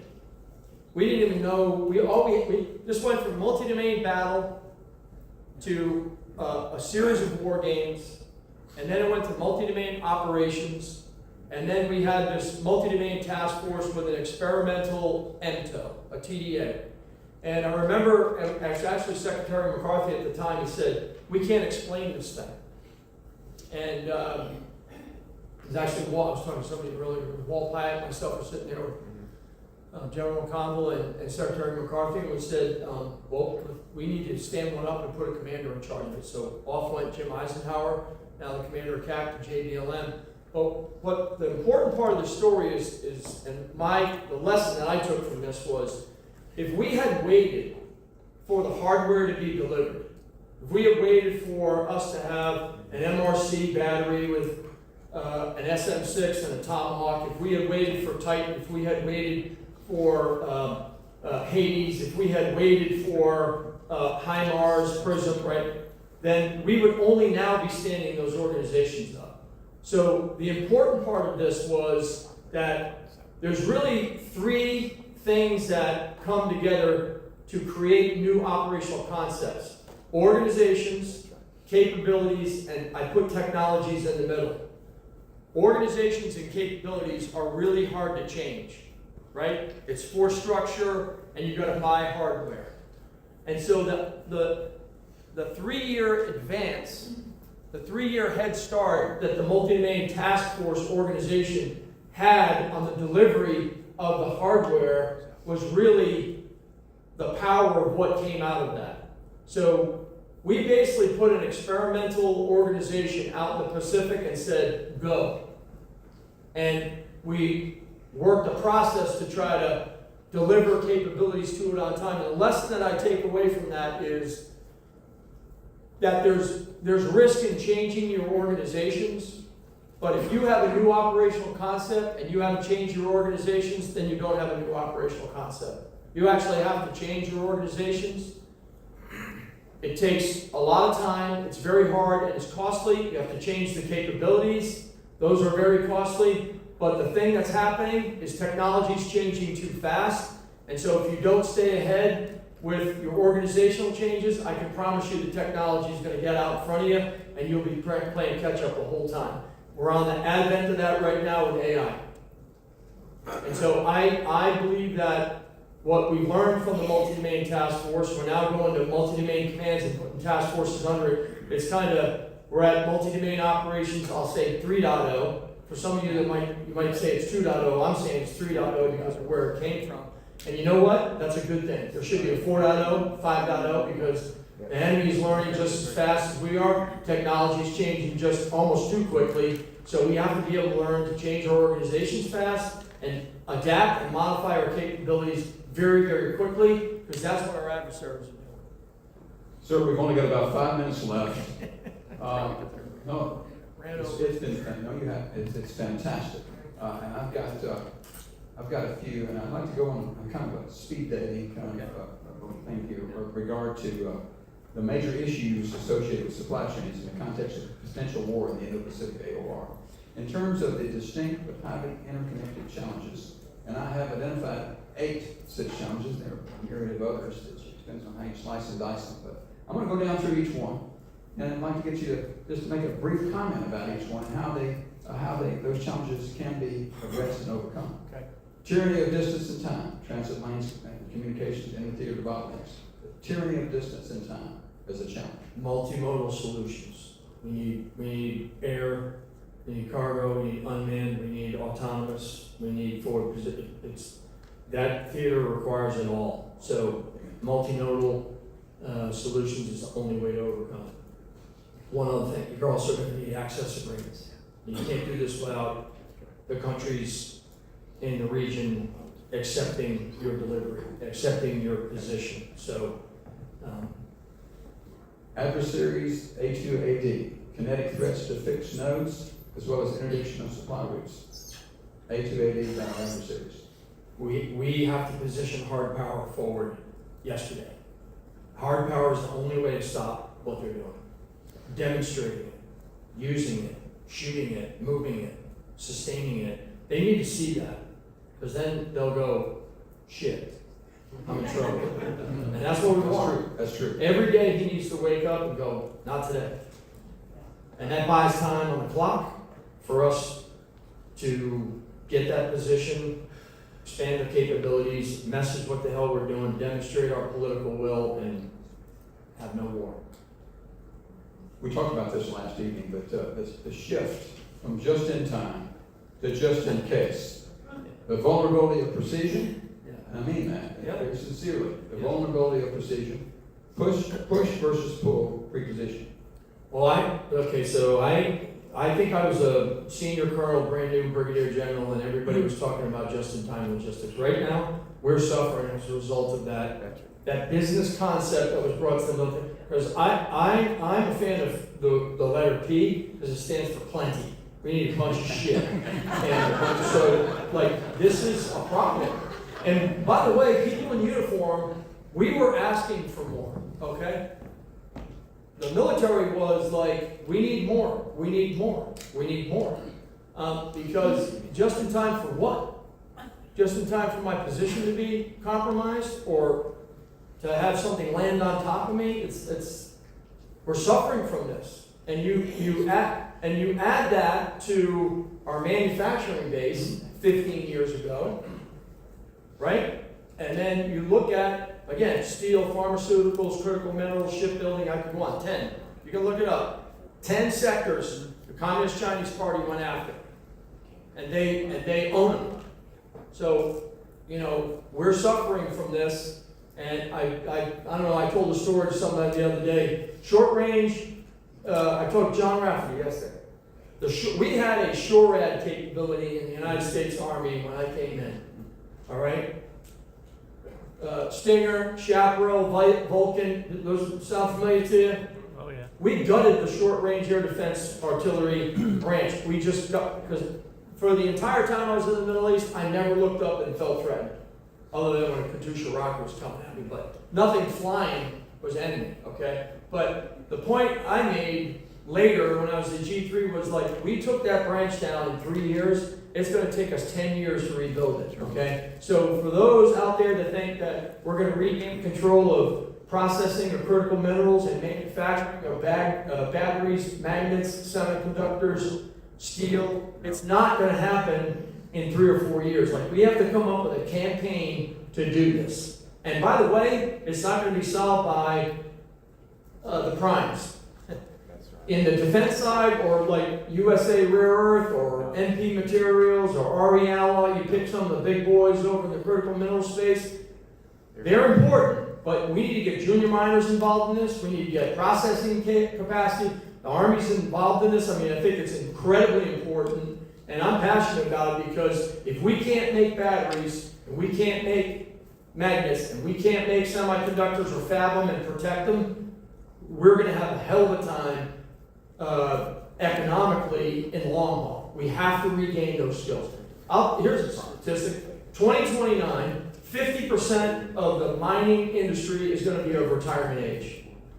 We're graduating maybe 300 metallurgists in this country a year. China is making more than 10,000 a year. People, those are people, okay, that are metallurgists. And we took all that rock crushing, toll processing, land management, physical separation, physical benefit. We just said, do it in China. We've got a problem, folks. And we need an end-to-end. I told this story to Chris yesterday. Sorry, I'll leave the company unnamed. They make magnets. You put 5 mason jars on the table. I was in there just listening to the CEO. There was a private equity guy over here at BCI. Magnets in jar 5, and then there's lumps of material in the other 4. And he got done talking. I said, which jar do you own? Supply-wise. He said from jar 3 to 4, and then the magnet. And these magnets are not family photo magnets. Okay, these aren't refrigerator magnets. These are F-22, F-35s, right? Phones. I said, where are the other 2 jars? So I don't know. It's processing. Without saying what he was saying was, that's made in China. So the raw materials we pull out of our dirt, and we pull iron ore out, we send it to China, process it in back. 90% of it, okay? So if we don't own that part of the supply chain, back to early 25, February and April, if we do something, the counter volley is not necessarily rockets and missiles, it's we're going to choke supply chain. And we're going to choke rare earth elements, we're going to choke critical minerals. Why? Because we own 90% of the process. So if we want to regain end-to-end manufacturing, we need to go back and say, how do we control our raw materials? And then what are we going to do with the raw materials to store them, like we do with oil? But we haven't been doing that with some of the other things. Penicillin. I mean, all the bio stuff. To me, I read about it, but it wasn't my job in uniform. And I was watching it and thinking, this is not good. But now that I'm out of uniform, this is the good part about being out of uniform. You can talk about this shit. You get a lot more vocal, sir. You get a lot more vocal. Freedom! Liberating! Look forward to that, sir. All right. I'm probably done now. Breakdown. The challenge of multi-domain disruptions to command and control. Logistics relies on data. Cyber warfare, degraded comms, denied, interrupted, intermittent comms. The disruptions to command and control is a challenge. Resolution. How do we resolve? How do we address that? Well, I mean, this is not just technology. I actually think my personal view on this is every exercise that we conduct out there, whether it's joint, Army, all the services, we have to put in place our combination of network architecture that we're going to fight off of. And I'm of the view, in fact, I think Huntsville plays a big role in this. I talked with Chris yesterday about we have the ability to extend a live, virtual, and constructive training range in the Western Pacific from the Rocky Mountains all the way to the Asian continent. The U.S. Army owns a sim center, a really good sim center in Korea, a really good sim center in Sagami Depot in Japan, Guam, Kwajalein in the Marshall Islands, incredibly important site. Hawaii, Alaska, JBLM, Fort Carson, Colorado, San Diego. Now, everything I just mentioned to you there, there's a sim, Navy has a sim center in Fort Island in Hawaii.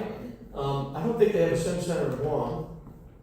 But the point I'm making is like the ability for us to be able to put live forces in that range, I'll call it that range complex, and have virtual and constructive wrap for every exercise, and be on the system that you're actually going to fight on.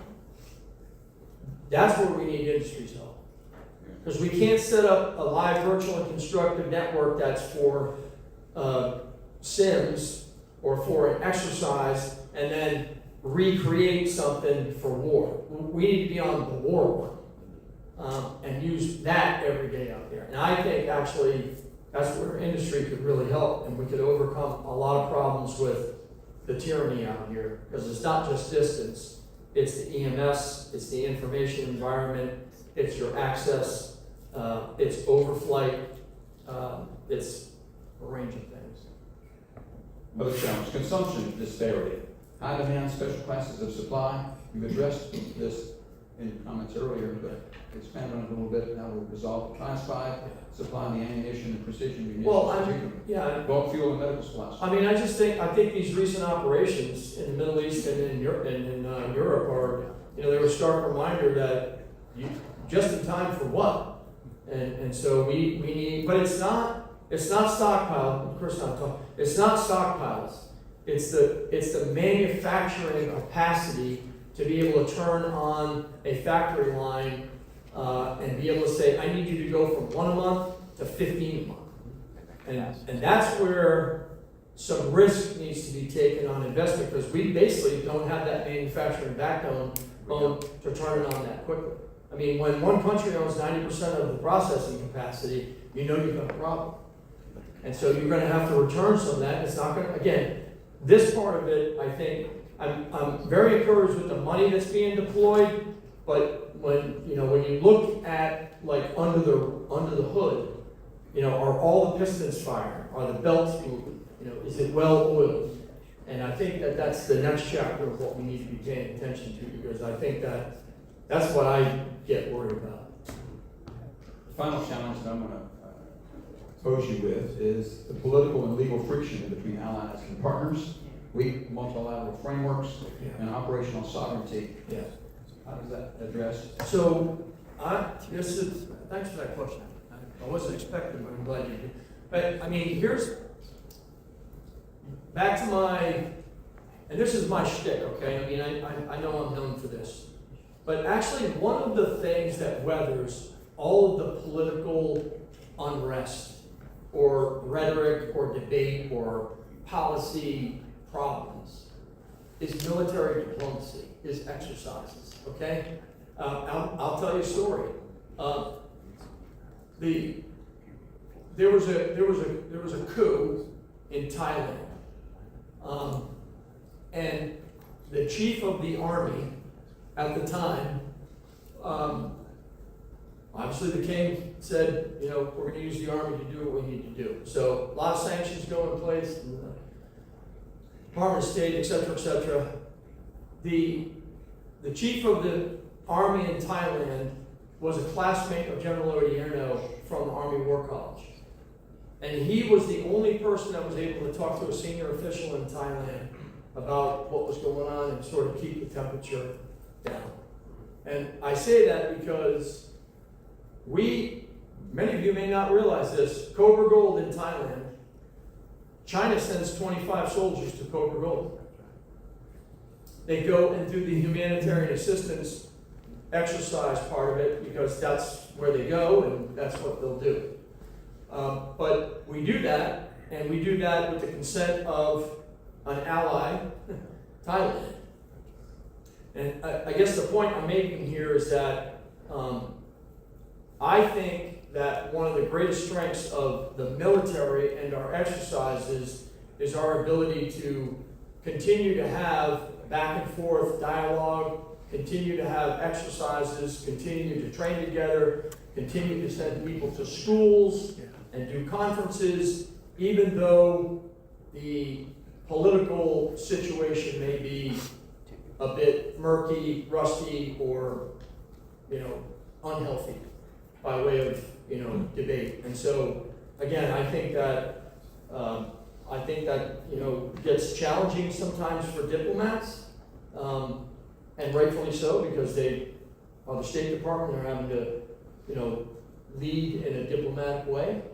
But, you know, the exercises go on, and the training goes on, and those relationships go on, and rightfully so.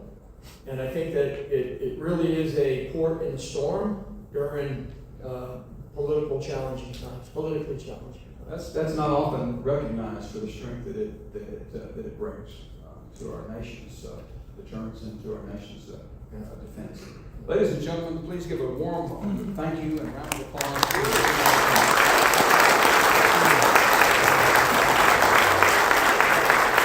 We're going to be taking about a 15-minute break. If you'll come back in and take your seats, this will be about 25 after. 25 after 10, so very much. Come on back in. Thank you so much.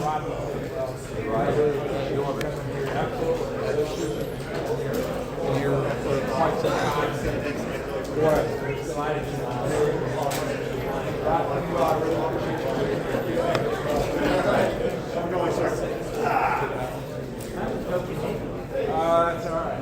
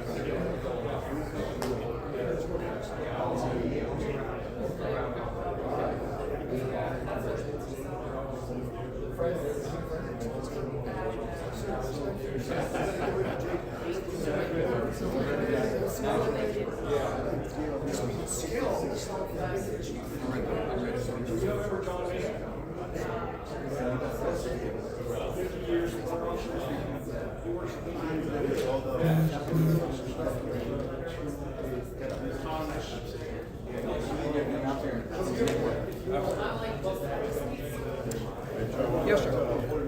I got a 6-pack of waters over here. You gotta do what? I got a 6-pack of waters over here. Just throw them up too. Well,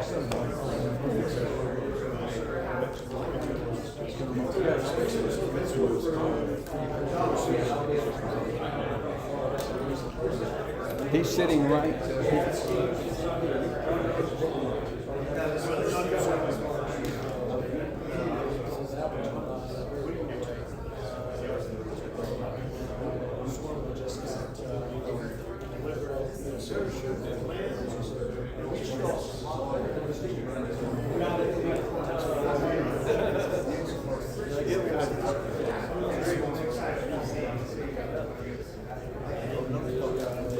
Yes, absolutely.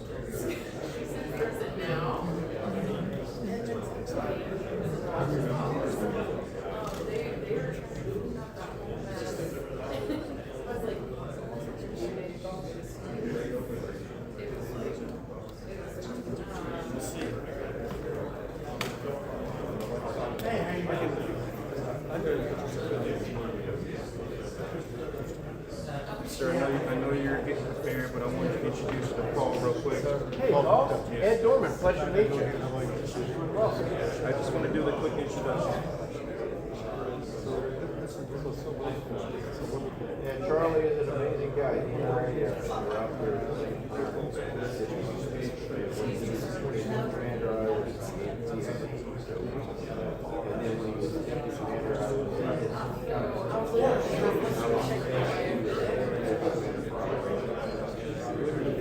I yourself? Atlanta. You were there last night. So I just want to Absolutely, would love to. Absolutely, especially when we're talking cybersecurity, they know how to say predictive analytics. I just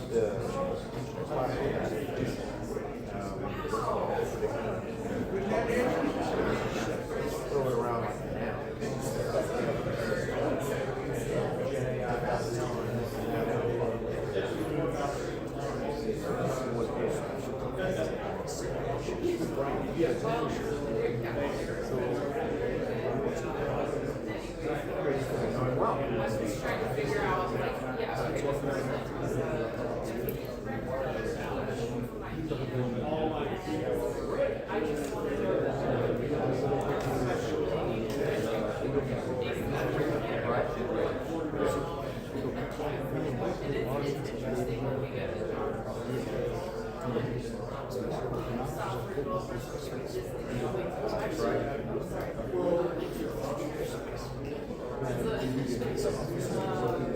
Yeah, so you can like coach all these developers.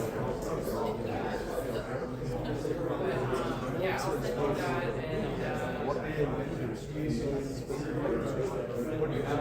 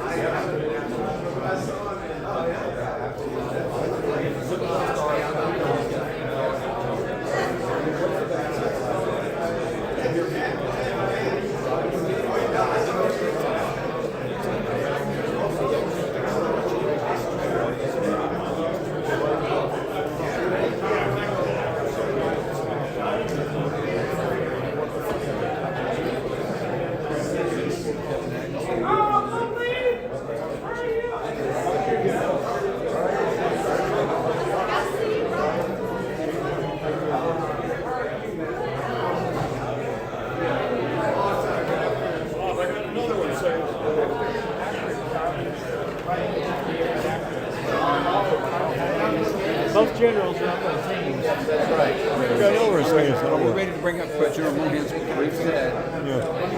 Huh? Is he going to bring up General Mohan's briefing? Not my job. I just know these guys will if they need to come in. Are they doing the NDIA page or the NDIA? Now they've risen early. My only reply is going to be, I guess you can come in there. We ain't run the TV show here. Well, you tell them to search for the Tennessee Valley chapter YouTube. Yeah. Ladies and gentlemen, if you begin taking your seats, we'll get this late morning session going. I was looking at, since I'm working at Cloud, I'm dying to ask a question. I want to ask a question. All right, and now for the snoozer. Of course Ladies and not. gentlemen, if you'll take your seats, please.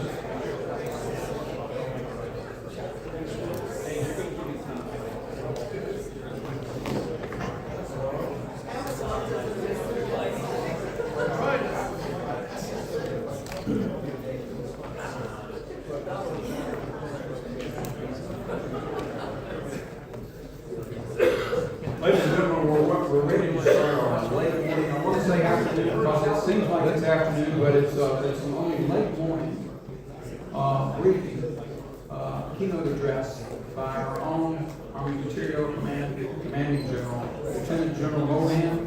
I introduced him earlier, but I want to say that how this may not know how many more addresses you're going to make. This may be it. No. We're so happy to have you this morning. Thank you so very much. We're going to bring up General Mohan's show, the slideshow, if you will, please. Hey, look, so, I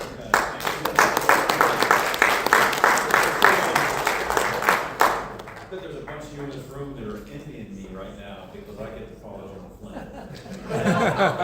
And so for the folks in the back, I've just totally blown up my entire presentation because what I'd like to do is take a few minutes to pull the thread on some of the basically the imperatives that General Flynn and Joe laid out in their talk, and then talk to you a little bit about the things that we're doing to get after some of those.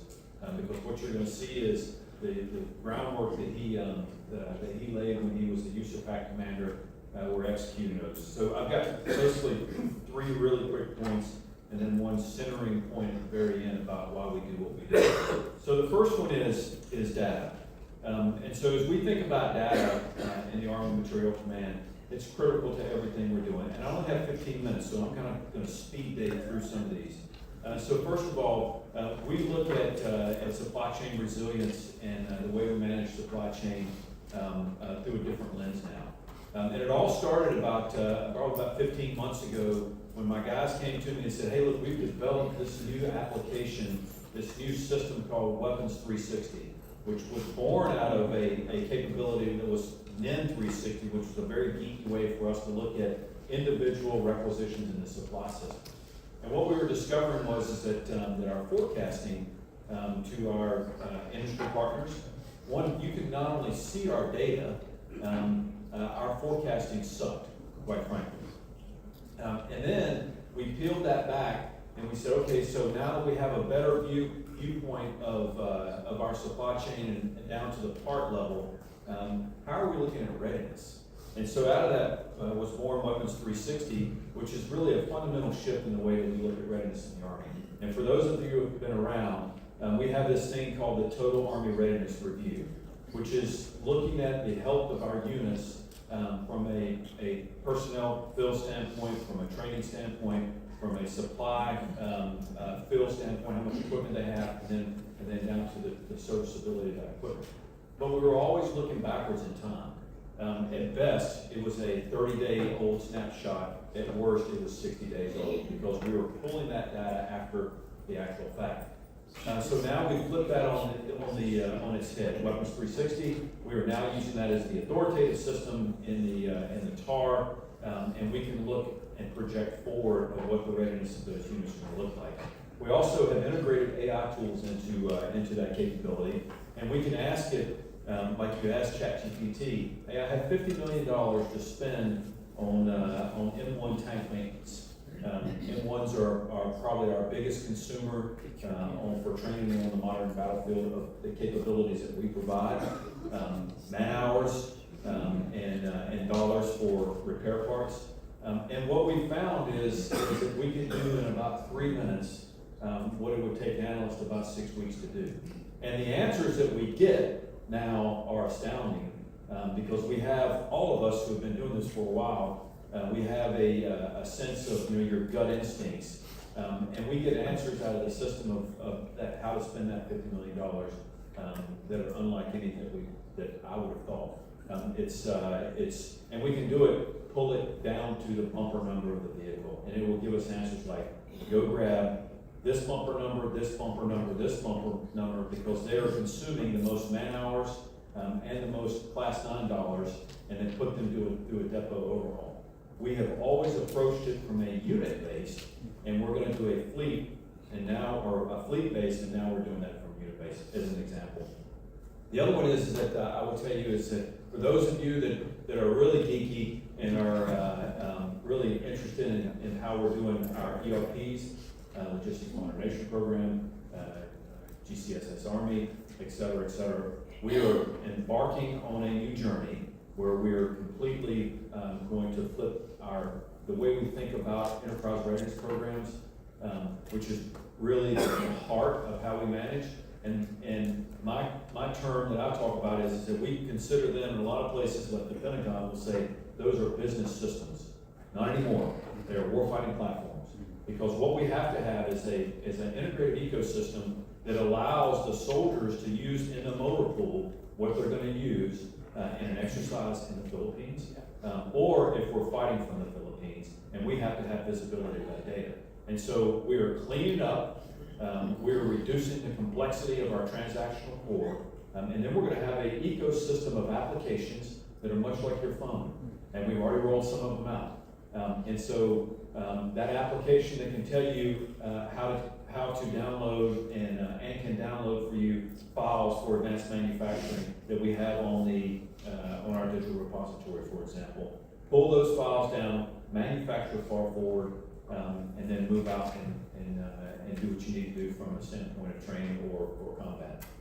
That is not the way that we were designed to run as little as 90 days ago, and we were changing that. And so in those files will integrate on and off just like your cell phone. And so those applications, we have an application, for example, to change the way that we do property accountability at the motor pool, in the company arms room, et cetera. We also have an application that we're rolling out that will change the way that soldiers do maintenance in the motor pool or far forward, to complete with AI-enabled maintenance capability, which we are now exporting depot-level tasks all the way down to the soldier, with an eye on that very violent, very distributed, and really hard to get to battlefield. We're using the Pacific as the model for that. And then you take the ability to see the data, you take the ability to export depot-level tasks, you take the ability to do advanced manufacturing far forward, and then you throw in the top layer of autonomous delivery and autonomous delivery systems, and then you have a truly groundbreaking change in the way that we do sustainment on the modern battlefield. So that's data. The next one is access and placement. Look, access and placement is everything, and General Flynn talked about the Pacific. What has having commanded the 21st TSC, there's a huge disparity between the two. So the European continent, which the United States Army has always pulled to the European continent, right? Because we love it, right? We love it. It's got, besides having good beer and bratwurst, it's got autobahns, 8 lanes of highways. It's got fuel depots there, a pipeline on the continental European continent. It has the Rhine River Valley, which is heavy manufacturing, the heart of the Ruhr Valley. It's got everything we want and that we love. And in the Pacific, and oh, by the way, we have the capability in the continental United States to rapidly reinforce. So let's think about Charleston and the complex of Charleston right now. So Charleston, we have a heavy port. There's an airfield at Charleston Air Force Base, and then you throw on top of that the heavy maintenance facility that we have right in the same, within 20 miles of each other. We have reinforced the European continent since the Russian invasion of Ukraine to the tune of well over 200 shiploads of capability. And we can take that shipload of capability, rapidly marshal it, what we need at Charleston, put it on a ship, make a quick phone call to American roll-on, roll-off carriers, ARC, and say, hey, look, I'm going to authorize a max steam, and we can have stuff on the European continent in about 10 days. Meanwhile, we can flow the forces out of Charleston Air Force Base, C-17s, wide-body commercial aircraft, and they can land in Ramstein in, depending upon winds, 8 hours. Think about going to the Pacific. As I say in the Pacific, everything is 8 hours. Everything is 8 hours. So you get on a plane in Huntsville, you fly to Hawaii, at least 8 hours. You get on a plane in Hawaii, and you fly to Guam, at least 8 hours. And it just keeps, everything's 8 hours. 35-day sail. And if you have to go through the Panama Canal, you add not only a significant more amount of time, but also cost, because the fees to go through the Panama Canal. So you have this huge disparity. So that's why we made the strategic decision to land base Army preposition stocks in INDOPACOM, and it was led by General Flynn. There was not only the access and placement, because so here's the other thing that Europe has. It has an alliance, and the Schengen zone, right, where goods and services, customs barriers are naturally taken down because of the alliance. In Indo-PACOM, it's almost all bilateral relationships. And it's great to have the embassy and the ambassador sign an agreement, a flowery agreement that says, hey, we're going to do this. But hey, where the rubber meets the road for my business is at the customs dock. And how long does it take to get stuff through customs? And the only way that you do that is to exercise that muscle memory. So when we place Army preposition stocks in the Philippines, they're there. In Australia, they are now there. And oh, by the way, they are stored in warehouses that were built by the United States Army in the 1940s. And when we place that, and we have to maintain them, not only do we access local workforce, build that sticky power that comes from American dollars, but we also build the capability, but we have to exercise the routine day-to-day business of sustainment. That means customs. That means doing services on vehicles. That means accessing local transportation networks. And that's why that access and placement is so incredibly important. I mean, now the next steps are to exercise it appropriately, not as a rental car fleet, but as a truly embedded in with strategic and operational training objectives, so that we are meeting the objectives of the ASCC commander and the combatant commander of exercising that APS, as well as exercising the muscle movements and the muscle memory in our own organizations of how to issue it rapidly, but also the approval process. Because you can imagine a big bureaucracy has lots of rules about who accesses APS and how they access it, et cetera, et cetera. All those are enabled by access and placement. And lastly, for access and placement is force structure. Look, we are incredibly reliant upon forces, and I'm talking sustainment, that are hard to get to. Compo 2 and Compo 2, Compo 3 units. And I have tons of partners in the National Guard and the Army Reserve. I started in the National Guard. My brother's still a full-time guardsman in North Carolina. But it is incredibly difficult to get to them in the speed that we need to get to them early on into a conflict or in that competition moving towards crisis. That is why having access to those units as they are forward, and I did it all the time in the 21st TSC.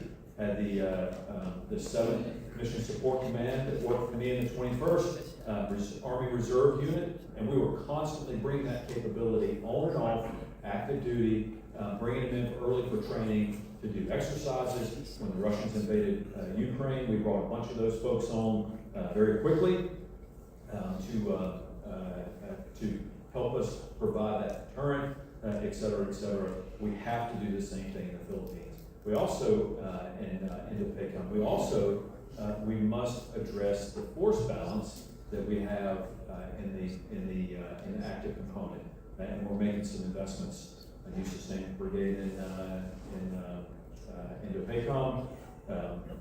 Just keep a look at there, my guy, right? So anyway, so access and placement. The last one is your organic industrial base. The organic industrial base is undergoing a rapid transformation. We are increasingly making critical investments in the OIB, both from a standpoint of advanced robotics, connecting everything with data, and then finally on this one is that we, ANC, have been designated as the lead for the United States Army for advanced manufacturing, and we are rapidly scaling our advanced manufacturing capability, not only from a standpoint of in practice. So, for example, later this month, we will, and getting right to the heart of the critical minerals issue, we are opening and we'll officially cut the ribbon on one of what we believe is 2 brushless motor lines for UAS. We will open one in Tobyhanna that will produce hundreds of thousands of brushless motors. And I say it's one of 2 because we have mapped all the way down to where the magnets are coming from to ensure it's U.S. sourced. It's only one of 2 that we can find in the United States. And those brushless motors will be provided to industry through the UAS marketplace, particularly to the smalls, where we see a lot of the UAS innovation happening at that rapid scale. We're also building other components, carbon fiber-based UAS bodies, wiring harnesses, batteries. Batteries is a big issue, as General Flynn mentioned. We've had our share of counterfeit lithium cells that we've had to work our way through. But part of our wiring transformation strategy is not only utilizing the current capacity that we have in the organic industrial base, but totally exploding in our mindset. How do we take that capability and reform it for the future? So, for example, batteries. We know we need batteries. And look, we assemble batteries every day for radios, for radars, etc. So we know how to do this. But what if we take and we have one of our depots that sits on one of the largest deposits of lithium in the United States. Actually, it's one of the largest in the world. And we take and we do a public-private partnership with the company that does the extraction, the separation, and then we have another company that comes in and actually builds a factory that builds battery cells that comes from the lithium that is right under their feet. And then as our part of the deal, we get a portion of the offtake of those batteries that we use then to feed the battery line that we were standing up, which then will feed a portion of the other public-private partnership we have for advanced manufacturing, all in one facility, right? So now we have closed the loop, and we have assured supply, and we have assured demand for industry because we have that routine drumbeat of demand signal that is going out. We're doing all of that across the UIB. And then finally, we cannot forget while we're doing this, it's for our soldiers. So that our soldiers can be the most lethal fighting men and women that the world has ever seen. And we're changing the way that they live. We're actually 3D printing barracks. We will cut the ribbon later this month, or actually next week, on the entire Aruba complex, which is a training complex at the JRTC in Fort Polk. We're going to print the entire thing. And we're finishing up printing 3D printing of barracks at Fort Bliss, Texas. They're open bay troop barracks for the southwest border. We started printing them in February. We'll have troops living in them at the end of August. And a facility that's incredibly energy efficient, is naturally mold resistant, which is really important. The soldiers like them because I walk through them and talk to the soldiers that live in there. We're also changing the way we feed soldiers. We have blown up the model. We are facing headwinds right now from special interest groups, but we've blown up the model. We've opened 2 different dining facilities, one at Fort Hood and one at Fort Carson. We went from 500 soldiers a day in those dining facilities to well over 3,000 a day. It's a campus-style dining facility. It's what our soldiers deserve. It's just like you will find at the University of Alabama. I know that because it's the same company. So we have turned that into industry and totally reformed the way we do business from a dining facility standpoint. And as a byproduct, not the most important thing, the current burn rate per plate at Fort Carson is 26% less than what we're currently paying in our legacy dining facilities. And so you ask me why and who's coming after this? It's the people who are benefiting from the old model that are coming after this, and we're fighting those headwinds. So that's a quick walk around the world. I think You did fine, sir. okay. But again, hard act to follow, but I'd love to have further conversations for you. Thank you very much.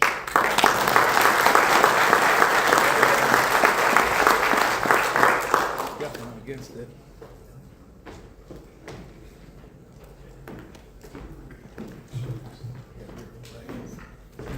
We're going to set up for our panel now. You'll bring back up the agenda slides. I appreciate it. And Hey, sir. somebody's, that's Joe. He's going to tell you. He needs to know. I got you.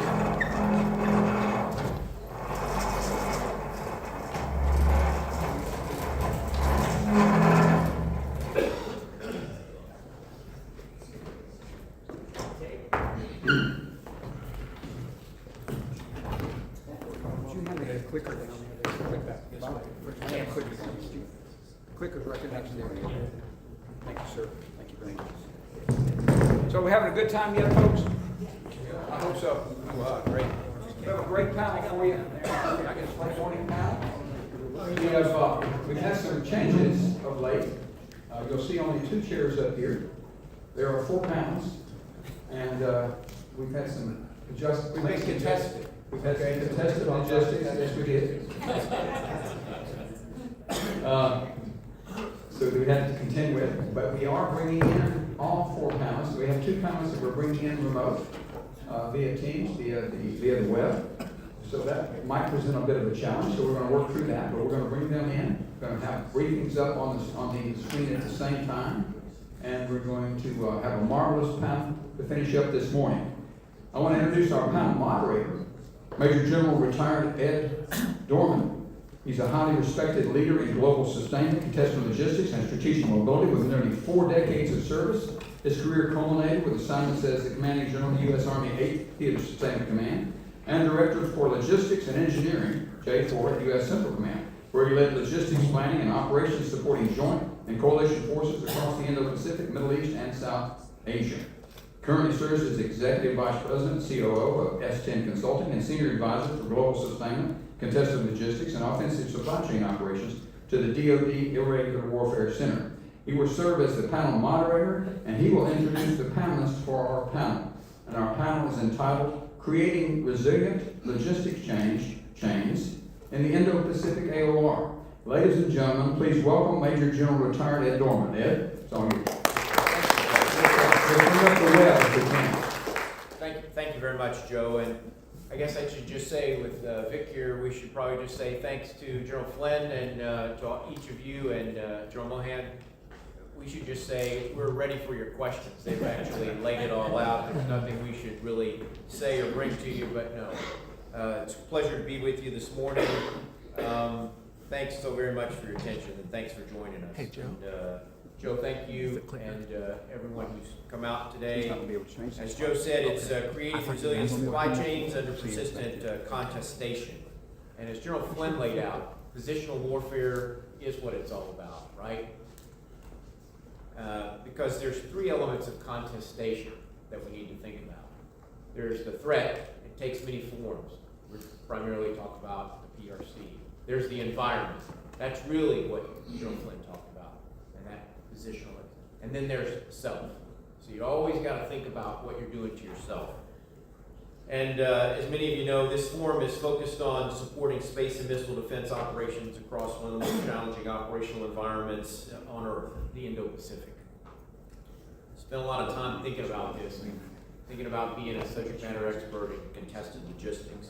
We throw that term out a lot, but I don't think we really understand it in all its dimensions. And so that's what we're going to try to get together today and talk about. And much of our professional discussion naturally centers on, in this environment, space and missile defense, I think, on the launchers, radars, interceptors, the sensors, the networks, and increasingly space-enabled capabilities, right?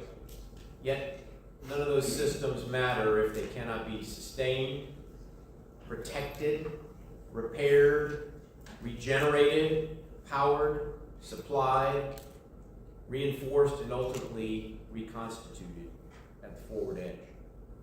So today's discussion is intended to explore that challenge.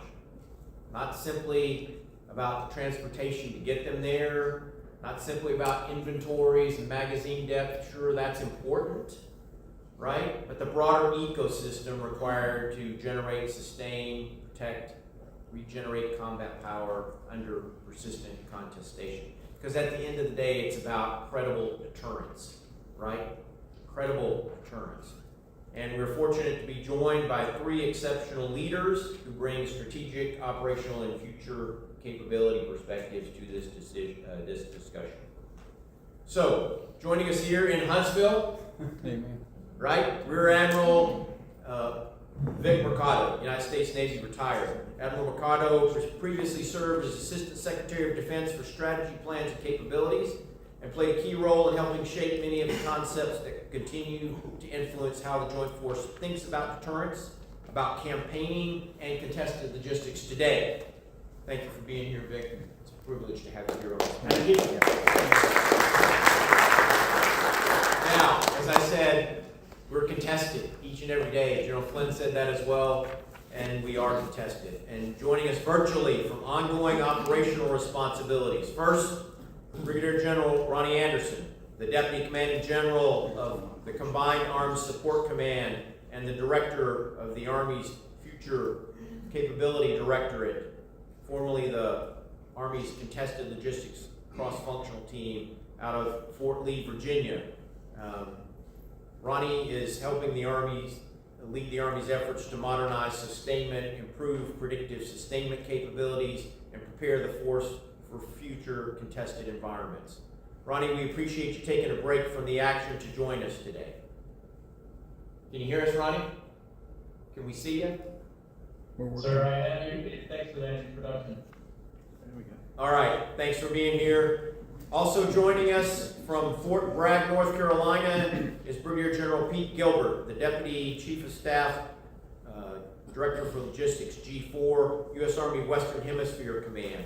Formerly known as Forces Command, right? We've done a lot of reorganization with a new focus, new responsibilities, particularly in the Caribbean. That Western Hemisphere Command is singularly important to much of the threat today, and many people don't understand that threat, but the threats that are coming in through our southern border and in our Western Hemisphere, particularly from the Chinese, if you look Chang'e Port, where a lot of the critical minerals are being taken out of South America, being transported back for processing. Many of those mines reside down there. So, Pete's joining us there. He's in the Elite Constellation series of exercises, and he's taking a break there. So Pete brings operational and theater sustainment perspectives that few can match, and is actively engaged in many of the challenges we will discuss today. So Pete, thank you for stepping away from battle rhythm events and ongoing operational demands to be with us.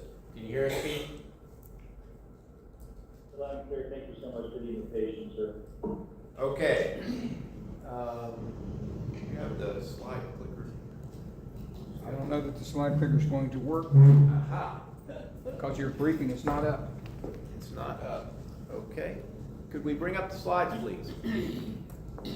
There they are. Bring up the teams. The teams. There we go. Okay, I so don't know we that that got, clicker's going to work. you don't think it's gonna work? Okay, so we've got General Gilbert on the top and General Anderson on the bottom. Let me see if we can get this to work here. Okay, could you advance the slide in the center back there? Okay, can we still see our, oh, let's go back one. Okay, There you go. so, I would just offer a simple proposition. What if the true center of gravity is not the weapon system itself, but the ecosystem required to keep it operational? So, kind of keep that in mind as we begin. So think about what you see there. You've got all these systems that we talked about, right? So, with that in mind, I would just say,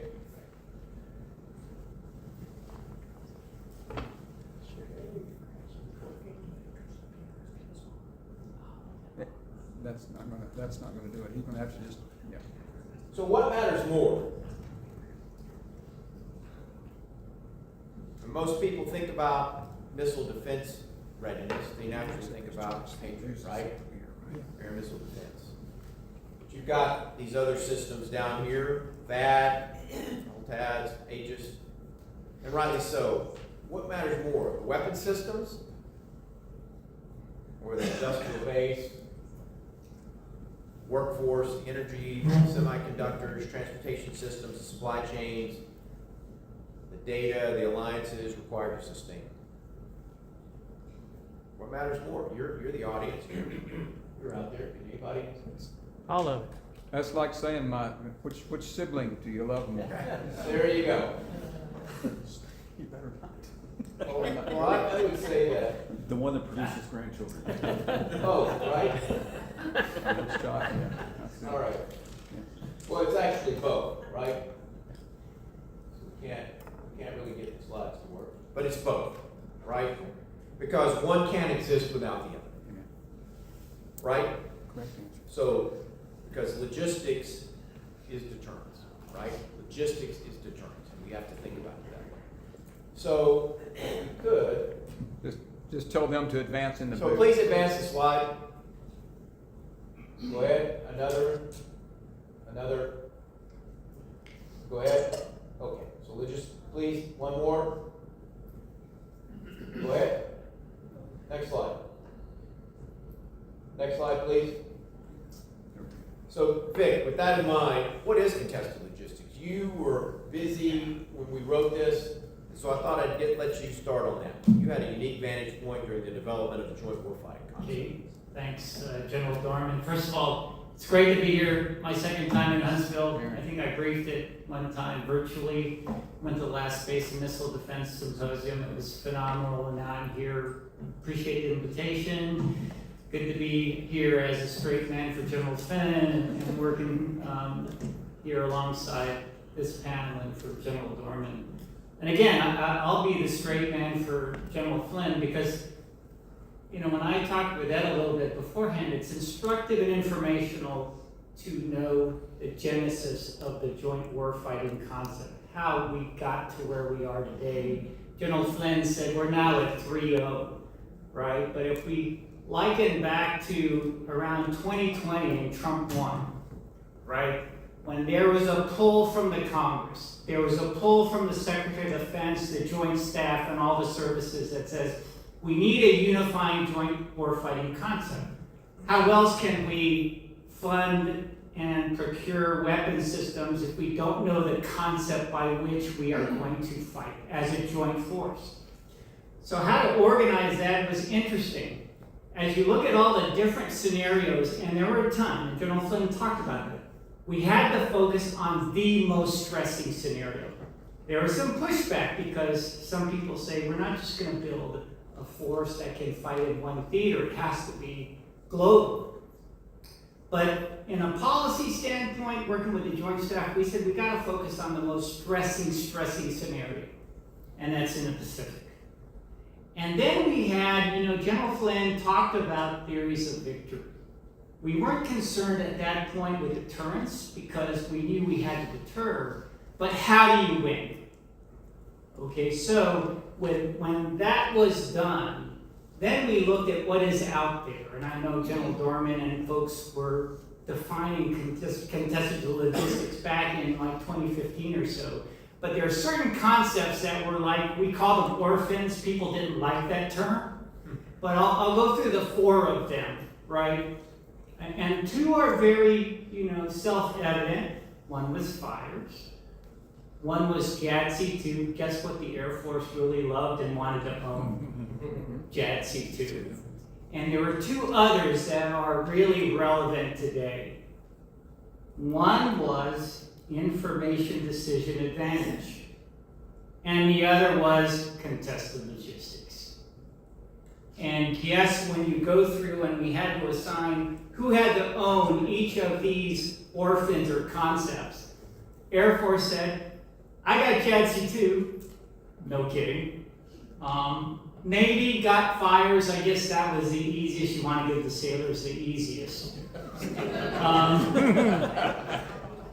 Army, because of the mission that they were performing in the Pacific, was the natural service to lead contested logistics. Now, information advantage, no one wanted it back then. Nobody. It wound up right in the Joint Staff. It wound up in J7 to kind of corral that. And I would argue that the 2 most consequential areas that we need to win are those 2. Yeah. Information decision advantage and contested logistics. Just like General Flynn said. If we don't win those 2, then we've lost. Okay, so that again is kind of the background, and Ed and I were talking beforehand, not a lot is out there. A lot of that is being developed here in these forums, the actual. You go into the SCIFs in the Joint Staff, and you look at 2, there is some thought on contested logistics, but it's very classified, and it has to be. Okay, so just to reiterate what General Flynn said, is that, and from a Navy standpoint, because I am the token Navy person here, when you look at the warfighting construct, it is no longer a supporting concept. If you go into how it is working, there is an operational commander given that mission of contested logistics in all phases. Okay? We're past the traditional, hey, achieve maritime superiority. We see some of that in the Middle East on air superiority. In the Pacific, it's not going to be like that. It's going to be in all domains. It may be fleeting, it may be temporal. We need to be able to, and we'll talk about this probably later, of how to anticipate that, how to predict it, how to use AI, what you need to do. I can go in later on kind of the whole planning process, how you go from a planning construct, you look at posture, then you look at access spacing, overflights, those relationships you need to set the theater for success, all of the above, and how industry has to be able to support that. Because the joint warfighting concept, General Hyten's concept after that was supposed to drive the JROC. And capabilities that were being developed had to go past that scrutiny to get advocacy by the joint force and sell through the Congress. Anyways, that's a little bit of the background. But it's great to see, because I think the concept has not really evolved as intended. It's kind of, the reality is chasing faster than our ability to implement. But we've at least got congressional focus on it, right? But we're using it more of a noun. So we've got 3 people in charge, right? So 334's come out. We've got the DepSecDef. It's kind of like a GOSC. So we've got really nobody in charge. A General Officer Steering Committee, but there's nobody in charge. So we've got the DepSecDef. We've got the chairman and the chiefs, right? And then we have this operational integrator, the chairman and the commander of U.S. Transcom, General Reed, right? He's the operational integrator, so he's closest to it to get it operationally integrated. And he's moving out and doing some things like that. So that's a good sign, right? So that we're kind of trying to make sure that we're looking at it. He's got a con log set up, and he's got a report coming out in July to Congress. And he's going to need some help from industry because it's now a GIM-C. It is joint, it is interagency, right? It is not just the DOW, right? And it is multinational, right? And it's commercial, right? So it's GIM-C. We cannot do it without our industry partners. Our industry partners we must have. So I would say we got to think about that. So we need industry. We're so interdependent with our industry partners. That's where you come in with the cutting edge of where we can go and helping us see what is the art of the possible. We have to listen to you, right? So that's one of the things we have to do. And so, Ronnie, I'd come out to you and say, how has the Army's understanding of contested logistics evolved since you were the director of the cross-functional team, the Army's contested logistics cross-functional team, and now the director of the Future Capabilities Directorate? Over. Sir, thank you. Do you in the audience hear me okay? Yeah. Sir, thank you. I think, as a career sustainer, we've known contested logistics since Napoleon and the great captains. At the time, it was called, at that time, in a lot of our doctrinal conversations, it was discussed in terms of attacking your enemy's rear. All the commanders were forward, and the rear areas were where the supply trains always sustained the battlefield. So I believe the Army has always been aware of it. I don't want to, wax on and on about, what the doctrinal definition of it is. But if you would, endure me for just a moment, I took the opportunity to kind of look up some real world public headlines that demonstrate what it is that the audience may be able to relate to a little bit more easily, and I'll read through several conflicts. In Operation Iraqi Freedom, this is a headline from one of our media outlets. Insurgent IED campaign severely degrades main supply route security and increases sustainment risk along Iraq's ground line of communication.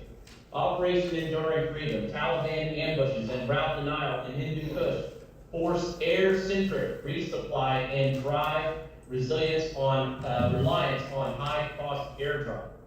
Epic Fury, most recent operation. Iranian missile and drone threat-focused forces Transcom to reroute strategic lift. And I love the chart that you have up there thinking about when does contested logistics begin. So let's talk about the Indo-Pacific. Beijing weaponizes global tech supply chains, embedding vulnerabilities in Chinese-made hardware that underpins Western logistics networks. Chinese dominance in critical minerals creates strategic vulnerability for allied ammunition and high-tech munitions production. And then finally, as we get into operations, prospective PRC blockade operations in South China Sea put trillions in annual trade and key energy flows at risk. So those are real-world examples of what contested sustainment is and how it is going to look in the Indo-Pacific theater, or now the Pacific theater and PACOM that we've gone back to. And I think some of those headlines start to demonstrate that contested logistics is going to be from now until the conflict ends, and it's exactly what is demonstrated on the chart. So, thanks, Ronnie. So, Pete, let's shift to you from a theater. You're in the theater, you're at war, we're at war. So what does it look like from a perspective of a theater sustainment leader in Western Hemisphere? Hey, sir, I just want to start by thanking General Flynn and General Mohan for their leadership. The way they framed both the organic defense industrial base here in the homeland and all the things, that are ongoing in the Indo-Pacific, it's just a very complex, ambiguous sort of problem set. To answer your question, the chart that's up right now, when does contested logistics begin? The answer, from my perspective, here at Western United States Army Western Hemisphere Command, only commander to two co-coms, one com and South com. It actually begins way left off this chart in campaigning, and that's occurring now. As we come out of the Elite Constellation series here, we have looked very, very hard at sort of the algorithmic warfare construct and vulnerabilities and risk. Accelerated vertical risk to the point that there are national security interests that need to be taken into consideration that we need to look at. Cyber incursions, tens of thousands are happening every day. They only impact Department of War agencies and organizations, but our federal, state, local entities, and you can trace this back all the way into the commercial sector. The interesting piece about the commercial sector, when you look at the Department of War, once the Berlin Wall fell in 1989, the commercial sector skyrocketed. We are looking at advancements in semiconductors, low power edge computing, and software upgradable microelectronics. That is absolutely, those discussions should have been happening, sort of in the late 90s, from my perspective. So a lot to unpack, on your answer, but I'll just start with that. Thanks, Pete. Well, I would just go back and say, we are at war today with the PRC. The protracted stage of warfare has already begun, right? The manufacturing, as General Flynn said, they're 100 miles from their fight, right? So the reason my title at the Irregular Warfare Center as Senior Advisor says, Senior Advisor for Global Sustainment, Contested Logistics, and Offensive Supply Chain Operations, is we have to go on the offensive. They have been on the offensive for a long time, right? And we have to treat the supply chain as maneuver terrain. The supply chain has multiple layers, and we need to be exploiting that to create positions of advantage for ourselves and create dilemmas inside of the multiple layers of supply chain: financial, transportation, contracting, etc. All of those layers of the supply chain create opportunities for us to maneuver and create dilemmas for our adversary. The ability to maneuver sustainment, military, commercial, and industrial before crisis is increasingly what determines whether deterrence holds or fails. Now, we used to do offset strategies, and those deter through capability. Our adversaries contest through position. We need to get into the positional business, as General Flynn said. Until the United States learns to do both, preparing through technology while contesting through sustainment maneuver, it will remain reactive in the very terrain where rivals wage daily war, and they're in the protracted war now. As Seth Jones recently observed, the Pentagon's focus on emerging technologies and offsets has outpaced its development of new operational concepts. We must have operational concepts. Technology makes possible the revolution, but as the late Andrew Marshall, who ran the net assessment team, who I knew well, reminds us, the revolution itself takes place only when new concepts of operation develop. And Henry Farrell and Abraham Newman noted that the United States, having long weaponized the infrastructure of globalization, must now defend its own vulnerabilities as others learn to leverage economic choke points of their own. So we need to get after this. So quick check on learning of the audience out here if you've been listening. Quick show of hands. How many people believe contested logistics begins once the first missile is launched? Anybody? Too late. All right, that's too late, right. So let's explore that. So next slide, please. We see when contested logistics begin, so it's not just a competition phase activity. So Ronnie, let's go back out. What future capabilities should we be building now and that will matter 10 years from now?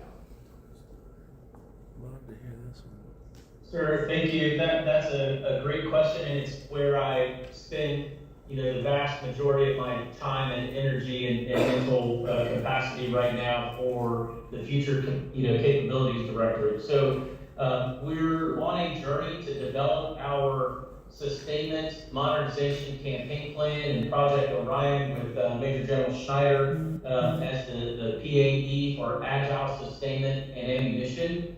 And I've been very clear since I got into this position that we have to solve 5 problems. The problems are broad, but for the new way that we're going to operate and the conceptual work that we're working on and where doctrine is pushing us and where technology is pushing us, we have to solve 5 problems.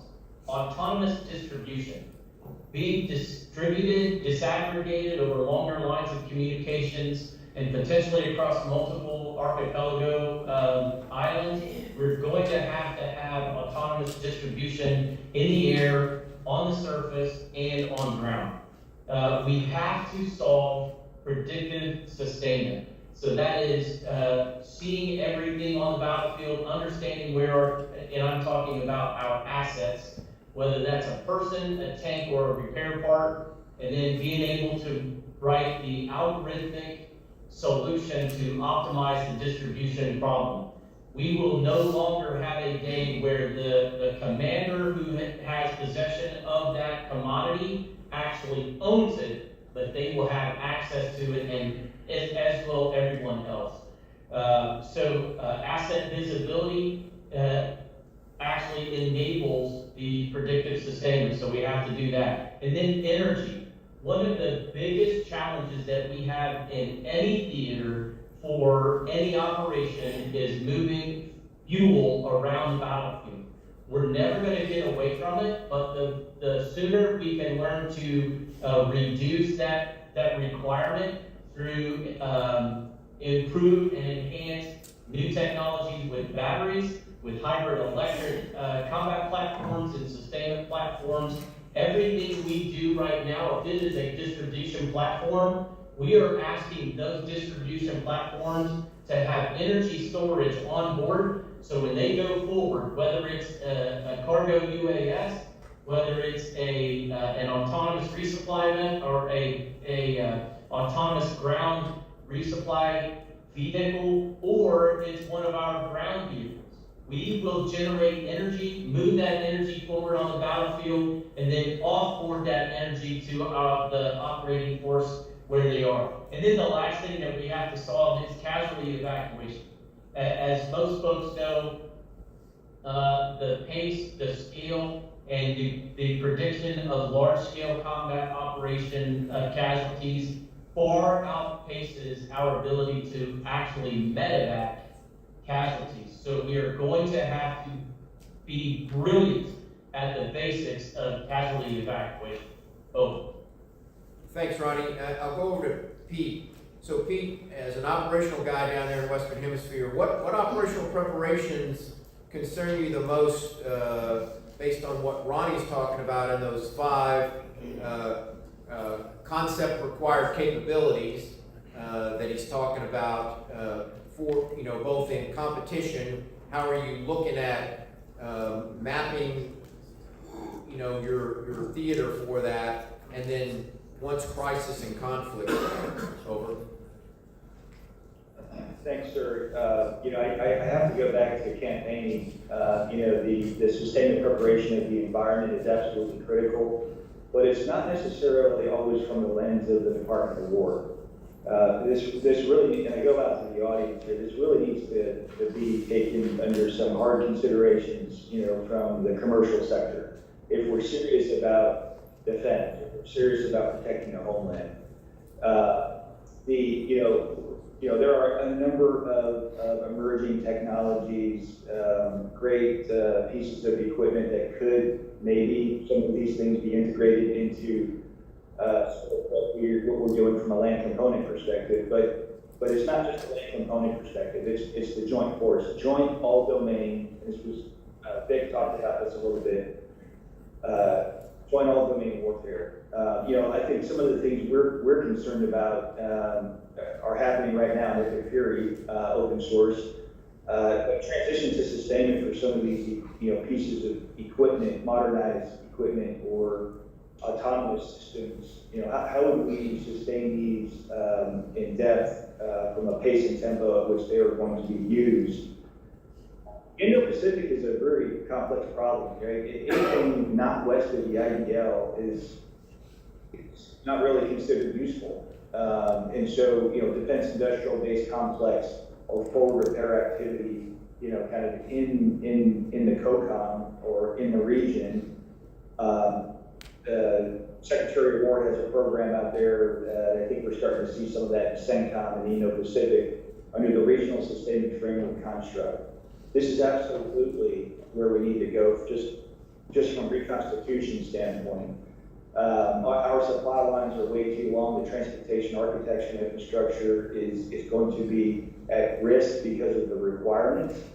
I think I go back to Ron Anderson at CASCOM, and it's the transition to sustainment. Do we have the magazine depth not only in the OIB, but can we depend on the defense industrial base? Over.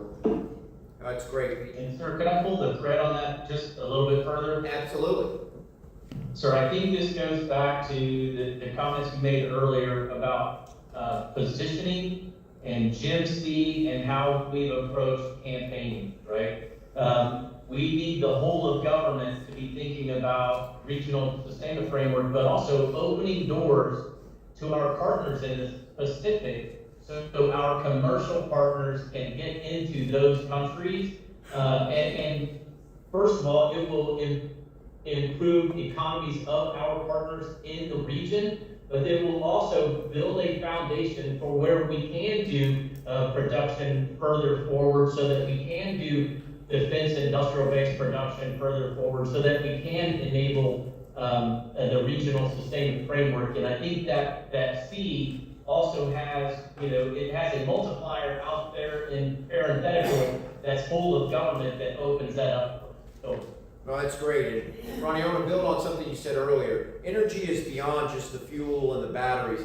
Energy helps do manufacturing if it's done well. And while it won't alleviate all manufacturing, it helps consistently with advanced manufacturing like additive and subtractive and form and casting and things like that. But I'll come over to Vic and say, when we look at industry and talking to industry partners here, we have to look at whole of nation, right? Like World War II. It's not just the defense primes. I mean, if we just depend on them, we'll go bankrupt, right? Because if they were really successful, they'd be in the commercial market, and they're not. So we really need to look beyond the defense primes, and really this needs to be a whole of government, the whole of commercial. This is like World War II if we're going to get it right. It's whole of government. It's multi-dimensional challenge that I think what General Flynn talked about. We did this to ourselves over time. That's right. Post Cold War. Okay, we need to address the effects that we suffered in our industrial base. Everybody talked about that, and that's going to take time and that's going to take money. This isn't a new problem. Over the last decade or so, there have been multiple defense industrial base studies. That's right. Done by the Department of Defense back then, done by Acquisition Sustainment. And if you look at the problem, and it's no surprise, right, when you are bringing down your force structure and companies are forced to make decisions to be more efficient so they can be profitable, they wind up outsourcing a number of manufacturing parts and things like that to be profitable. We need to identify those. It's back to simple wargaming, right? If we need to get on a wartime footing like everybody talks about, then the companies have to come forward, defense primes, and then they have to take a really good internal look at themselves and say, what would it take to start a second line, a second and third shift with the capacity that we have? And that's a people issue, that's a material issue. Some of the parts in some of our most exquisite missile systems are manufactured not in the United States. Do we know what that is, and what does it take to bring that back home to the US? That needs to be identified now and started now. And it's not the primes, like Ed said. Much of if you look at information advantage, and you look at, or decision advantage, and some of those, Where the success will rely on is those dual-use technologies. If you look at critical technology areas, think about AI, think about quantum, think about all those things where defense isn't necessarily driving the industry. We were back that way, post-Cold War when, I was with PMS 400 and we switched over to COTS, commercial off-the-shelf computers. We had these big Yuck 43 computers in our ships, and we went to Hewlett-Packard, we went to a number of systems. And then, I said, when I was in charge of that, I go, hey, Microsoft, IBM, all those folks, I need you to maintain my 286 for 30 years, the life of the ship. And they kind of laughed their ass off. They said, no, that's not profitable to us. Change out and upgrade your computer systems. It's the same now where the government, Department of War, has to look at this critical, and they're critical technology areas. Most of them are dual use.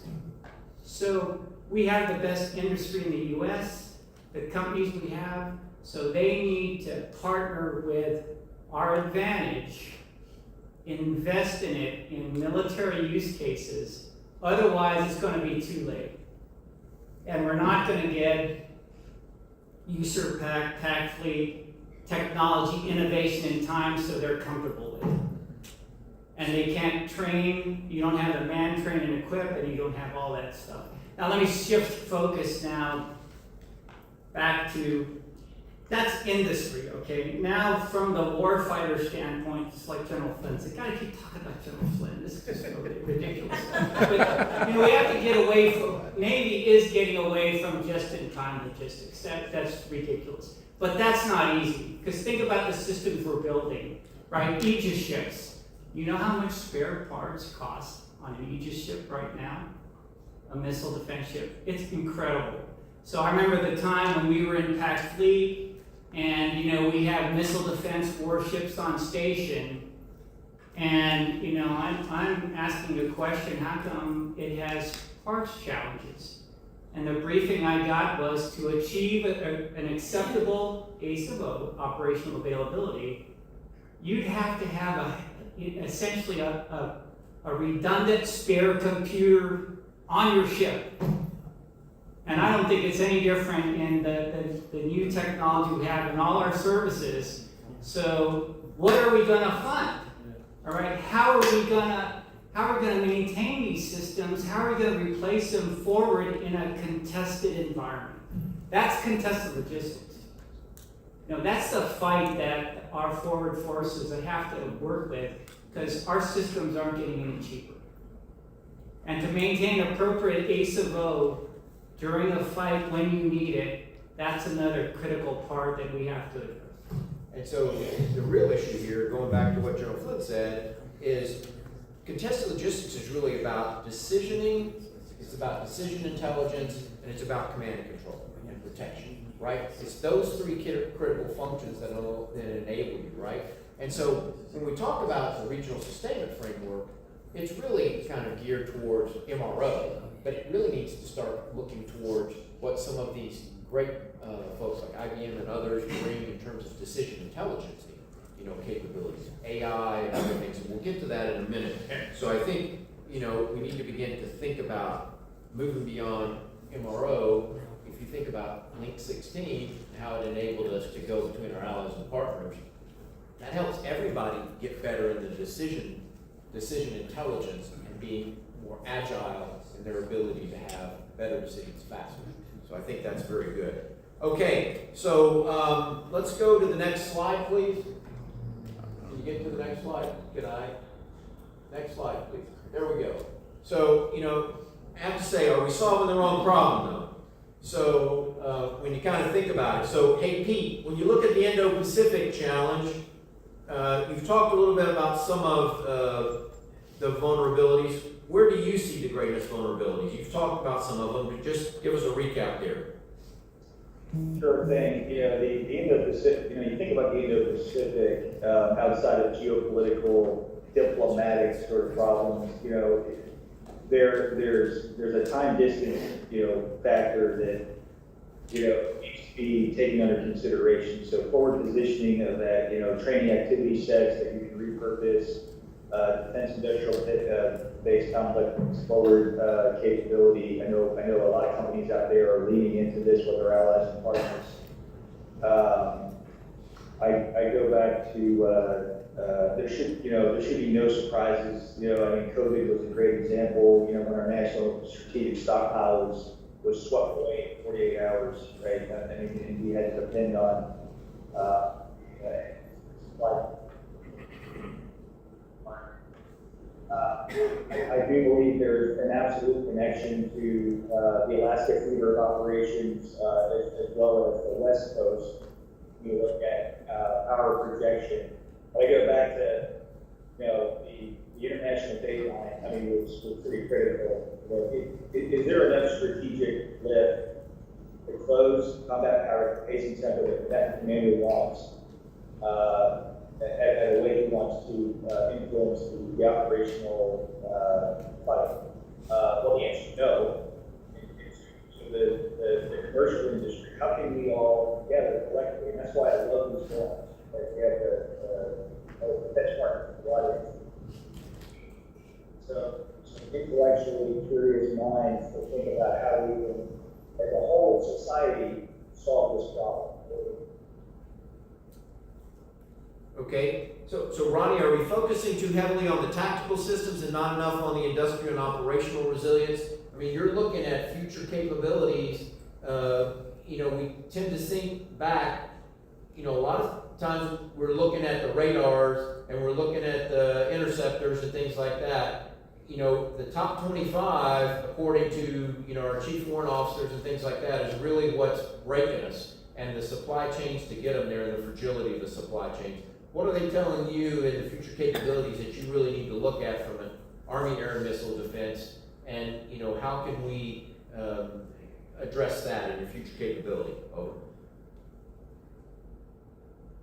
It's a huge distribution fight. That's going to be the challenge, right? So we have two problems to solve. One is having what we need to distribute, but the other is knowing where it is, where it needs to be, and the optimum way to get it there. And a lot of that structure is coming into fruition right now with experimentation in the 4th Infantry Division, where a requirement can be communicated back to a support organization, and in the next generation C2, advanced or artificial intelligence and machine learning can look across the totality of information in the operations center and say, this is where the enemy is, these are the routes that are available, this is where the piece is, and this is where the distribution assets are available, and it will help us make the optimum decision on how to distribute it.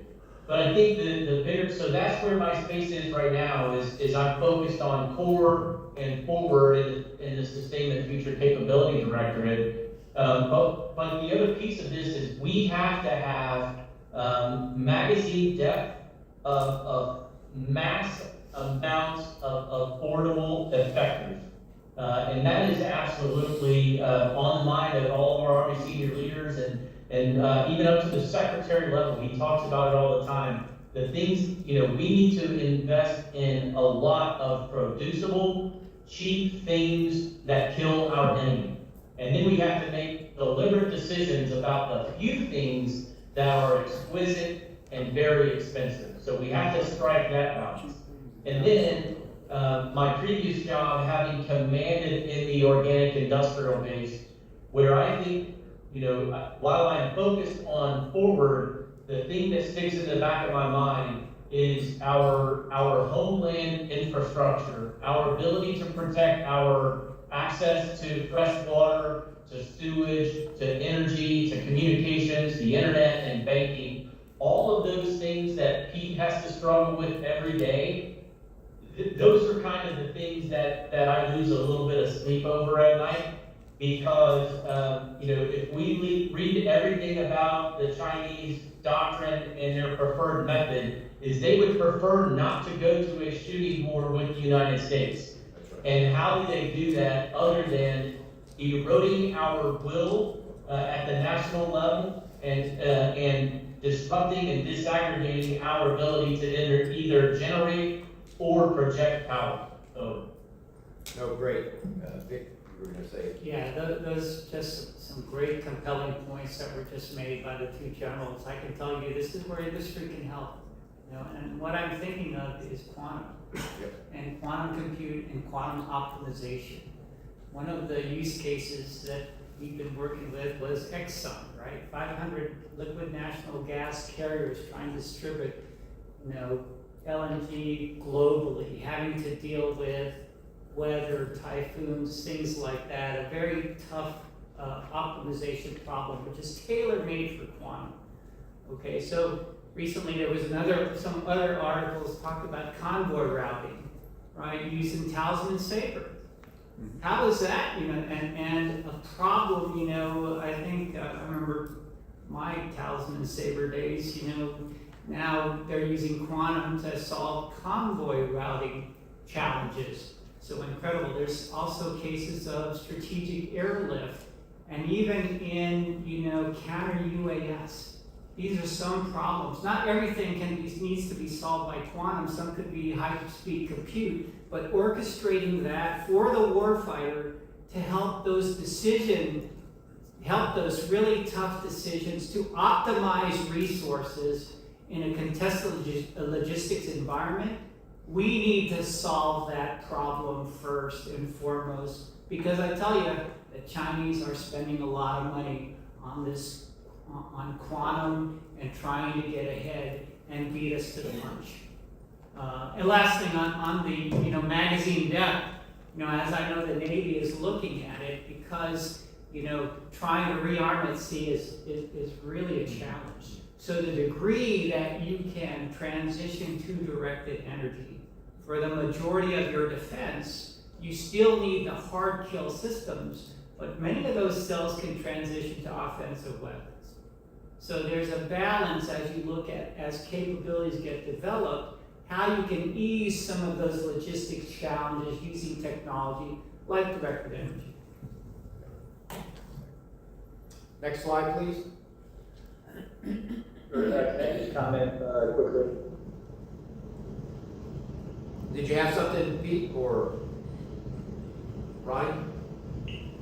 General Dorman? Yes, go ahead. Go ahead.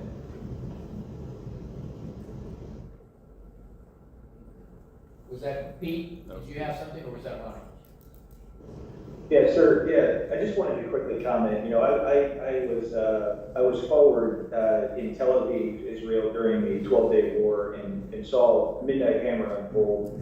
And if you go back to your last chart, you know, there is extreme confidence in our military. Our joint forces have moved exquisite, you know, sort of munitions, get the capability to where it needs to go. All the things on this chart here.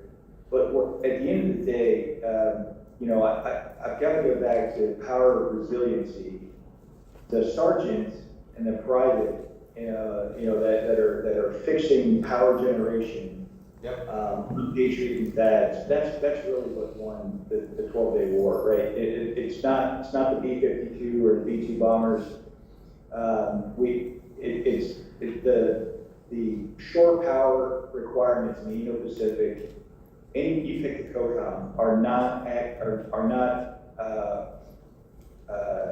we can't trust just because of the sensitive nature of all the equipment you see on this chart.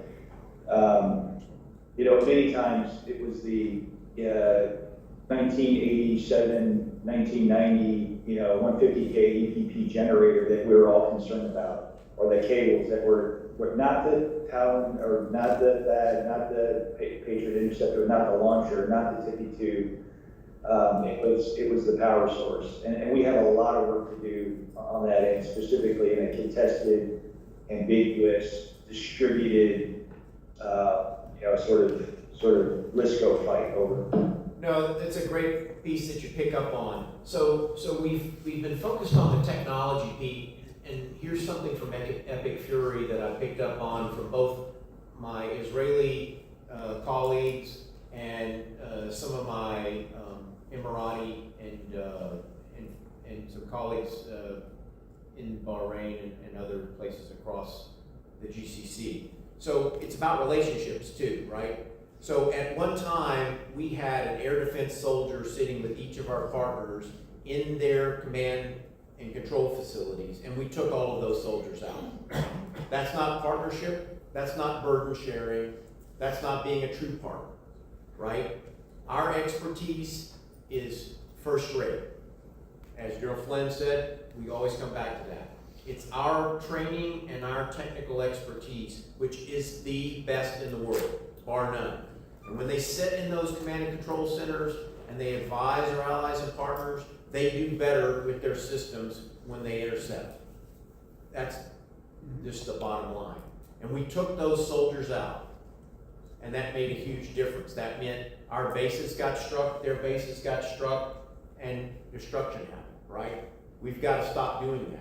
It goes back to the cables, it goes back to the generators, it goes back to other things besides the things that we think are most important, the erector launchers, the command and control centers. It goes back to just the circuit card repair, the quick understanding and nuances, right? We work best when we work as partners and allies in a team, right? And we have to do better. We are not an expeditionary force. We haven't been an expeditionary force in probably 30 to 40 years. We cannot go and be one with the environment.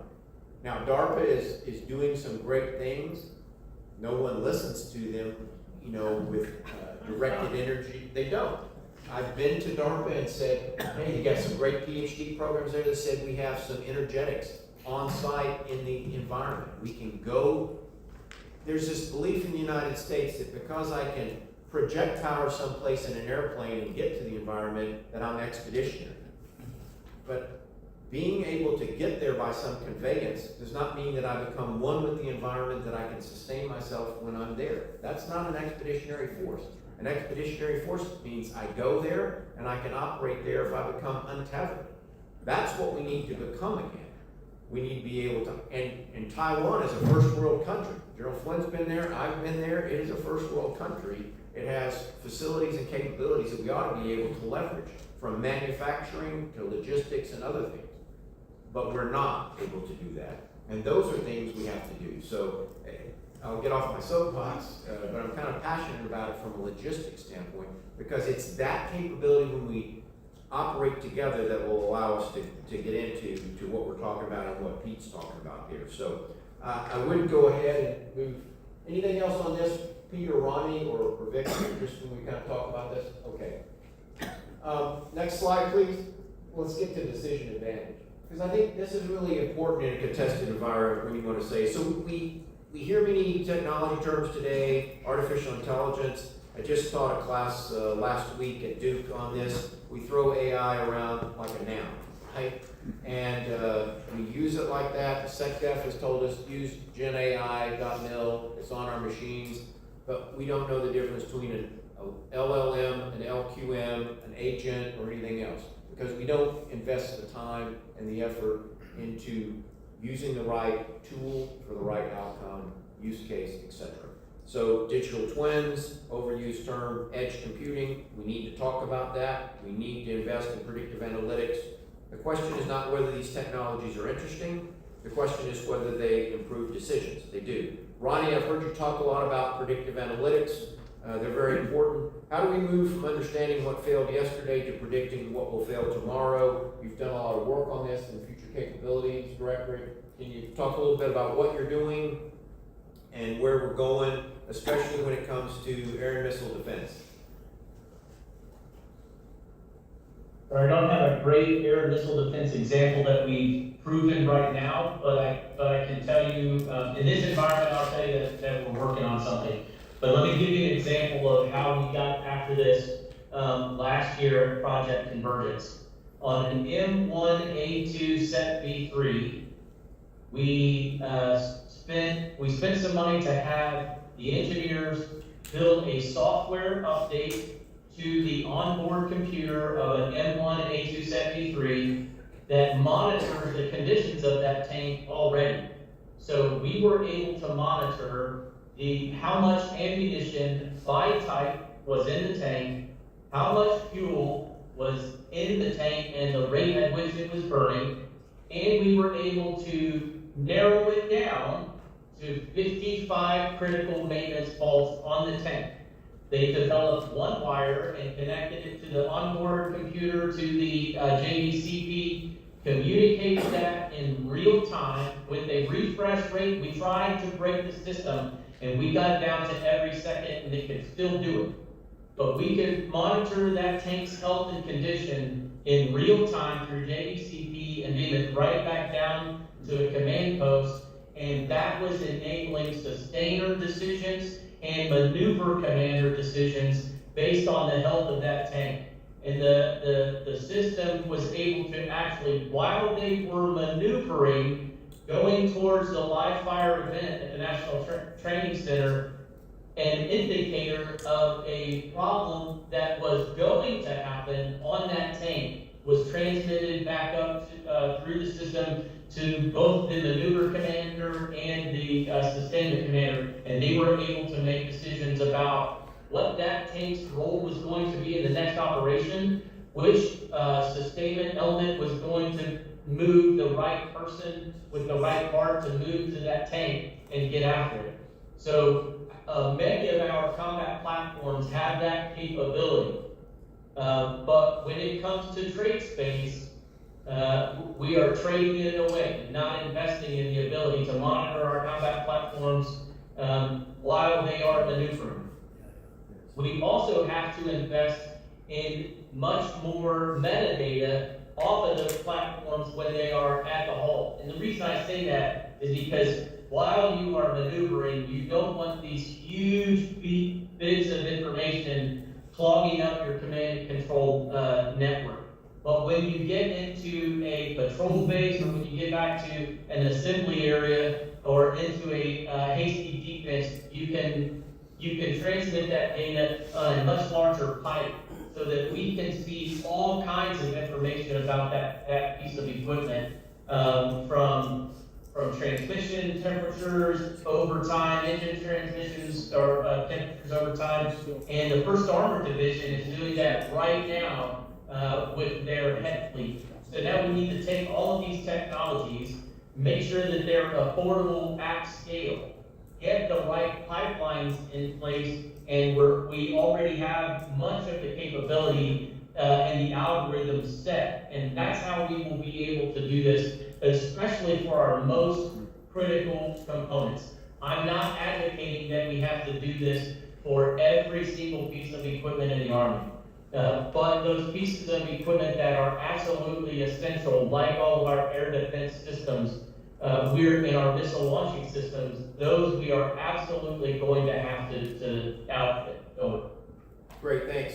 And Pete, what information, for air missile defense and must remain available at the tactical edge when, say connectivity is degraded for you to have decision advantage? And what would you tell industry is most important? What can they do for you? That's a great question. To answer your first question, what can we do now? We need to continue to be intellectually curious.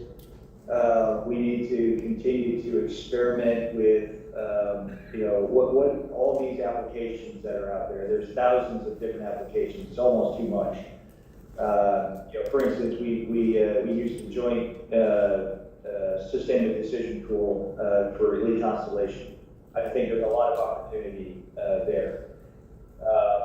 Next Gen C2, I think what Major General Pat Ellis is doing out of 4th Infantry Division right now is taking the land component to the next level here, and I think that's all good. As it relates to space and missile defense,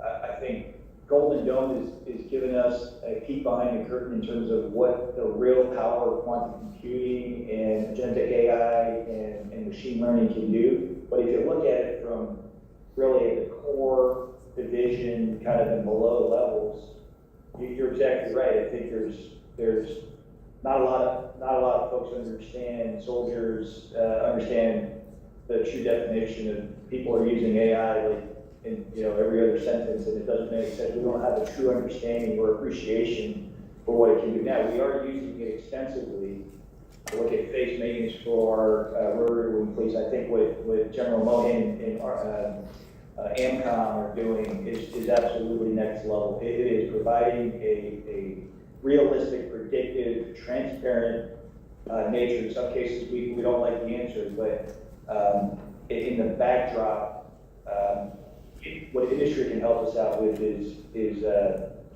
we have to steer away from software development bias. We have to steer away from algorithmic, sort of bias that's built in. We have to understand tech policy to ensure that we can, we all can understand, lean into the defense requirements and not be afraid to share and partner with the development of intellectual properties.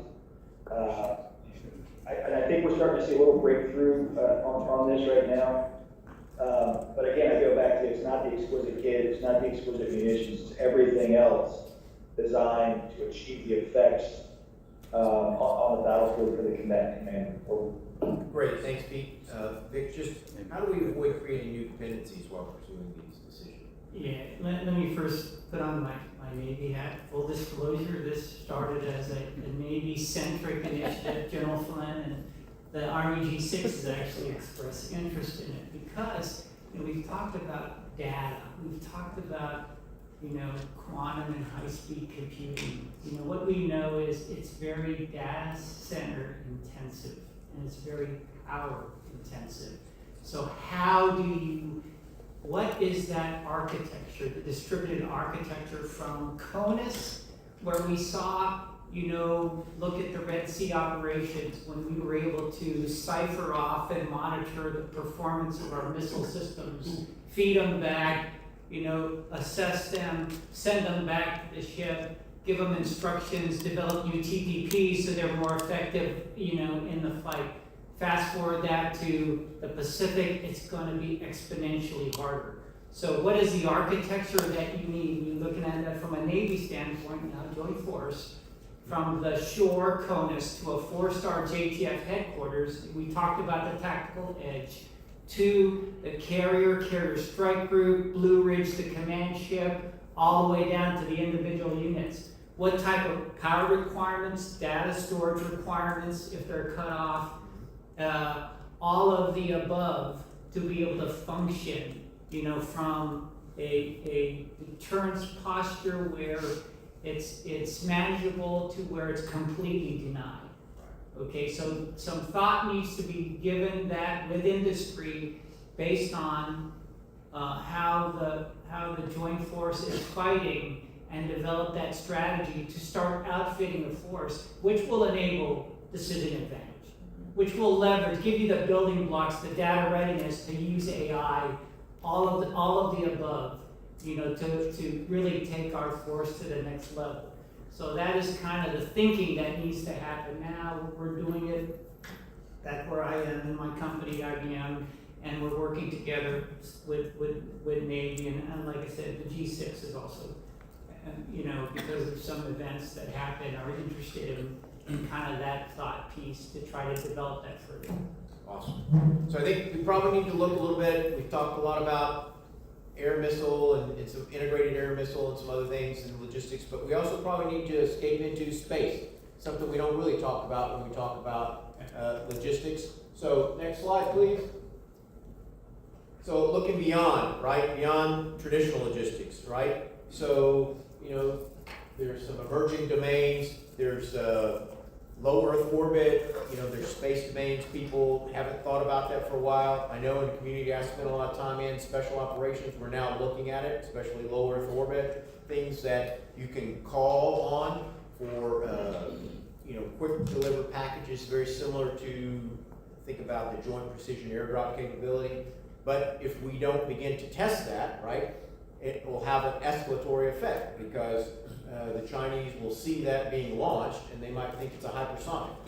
And that's not, you know, out of the realm of the possible. And we're not exercising that. We also don't have the infrastructure. We only have two places, Cape Canaveral and Boca Chica down in the Keys, right? So we need to start getting that proliferated out across the Indo-Pacific, right? And that takes time and investment, right? And so we need to exercise it, we need to get it out there. So it's non-traditional. And that is a way of delivering, you know, medical capability. It is, you know, but we also need to get the canisters out there and get those cachet, right? That's another thing well in advance, left during competition, that we need to get out there. And then we need to start using it. And you can call for it quickly and then, you know, develop those capabilities. It's about packaging, right? It's like pre-positioned stocks. It's just a different way of thinking about it. But it's going to take some logistics behind it. It's going to take technology behind it. It's going to take edge computing. It's going to take predictive analytics. It's affected by weather. So all of the things that we have talked about today affect this kind of capability. Later on, it will be further into space. It's expensive, but the more we work it, the more we use it, it'll bring down the cost of it. So let's go ahead and look at a little bit. So emerging cyber information space, there's the traditional you've seen there. So we just need to think about space mobility and so forth. So next slide, please. Let's go into the closing round. So let's just kind of open it up. I'll go to Ronnie, 30 seconds each. Ronnie, talk to us the thing that keeps you up at night, that you want industry to know, that you want to leave them with. Sir, thanks. As we wrap up, I want to thank you, Dr. Fitzgerald, and NDIA for having us here, and all the folks there at Huntsville. Absolutely loved my time there and hope to get back there. For industry partners, I really would ask that we work on finding a common ground between industry and the government on how we get access to our repair parts so that we can keep the equipment that we have and the equipment that we have entering the force viable.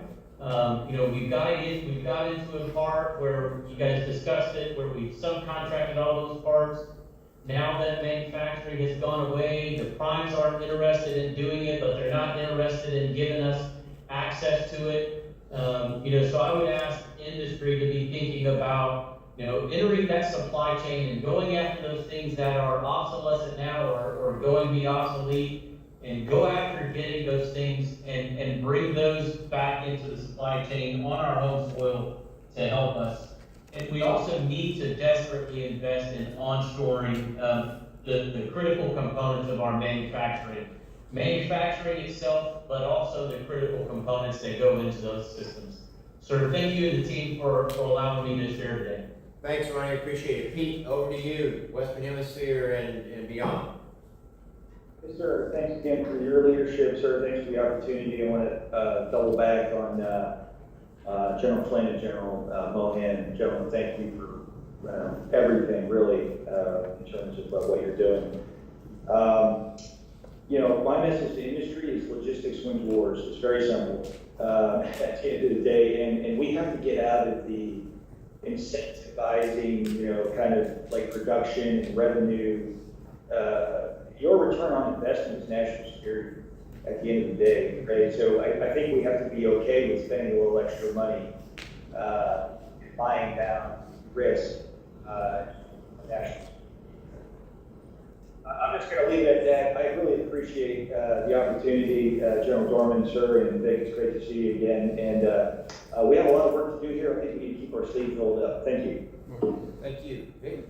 Yeah, quickly, I'd go back. If you can not solve, but address the contested logistics challenge, that is the most difficult and comprehensive challenge. If you go to J4, they're actually looking at contested logistics mission areas. So, I mean, it's all of the above. It's not just logistics, it's utilizing, you're going to be given resources in all domains to assure your logistics chain and interrupt and interdict the adversaries. That's the mission. Okay, it's not just strike ops, it's not just air superiority, maritime superiority. Contested logistics is the enable for all of that in every domain which will be contested. So if you can solve that, and I like what I said, key to solving that is not only what the defense primes are doing as an industry representative, the information technology industry, the AI industry, those are the ones that need to kind of step up and partner with the Department of War to start getting at the use cases. We need those use cases so that we can work together to find solutions. All of industry need that. And I think, having been a budget guy, usually, the dual use technology, that's the last thing you want to spend your money on because, industry, we're at the advantage. We have the advantage. So at the just in time, industry will come in and save the day. Be careful. It'll be much more expensive then, and the risk will be through the roof. So need to lead the target, work closely with non-traditional primes to get at those challenging problems and missions. Okay, next slide, please. I think you've seen this. Check on learning. Which matters more? Next. Both. Why? Logistics is deterrence. So what I would leave you with is, it's not about contested logistics. My grandmother has contested logistics. Most mornings. Okay? It's about resilience. Okay? It's about national resilience. If you remember nothing else, it's about resilience. It's about joint, interagency, multinational, commercial. Why is it about that? Because it's whole of partners and allies resilience, right? And so that means industry has to come to a table in a way it's never had today, right? And if you think, well, that's going to cost me money. Well, that's going to do this. Well, the alternative is your long-term sustainability as a company, right? Because you won't have a company, or your profit, your P&L won't be the same as it's been before. So you got to think about that. So if you want to put some predictive analytics towards it, right, the alternative is not a good one, right? Because the protractive stage of the war is ongoing now. And so our ability to have credible deterrence is in our ability to mitigate the effects of what they are doing in the competition space, right? And that's through positional advantage of building up our ability to be credible in our sustainment warfighting function. And the sustainment warfighting function, in case no one remembers, is the logistics functions and its sub-functions. And then the rest of the sustainment is medical, right? Legal, financial, right? And human resources. And it's all of those combined which make us robust, right? Make us the greatest country on earth, right? So we've applied it to the air and missile defense, the space and missile defense working group here, because that's critical. That's really what the Army brings to the Indo-Pacific, among other things, but especially in Phase 0 and Phase 1, where it is that will provide that credible deterrence. So it's been my great privilege to be here with you today, with great friends. So thank you for listening to us, and thanks to my panelists, and thanks to each of you. Appreciate it.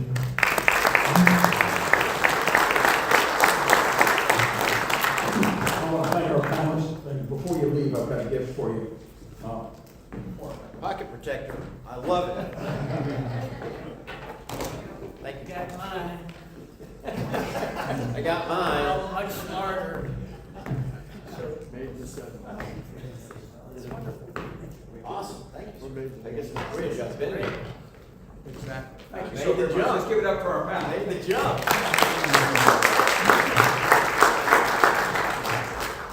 This has been a success, folks. I've been so pleased with the outcome. Is that good? And I hope everyone learned a great deal. I know I did, and I was very excited about it.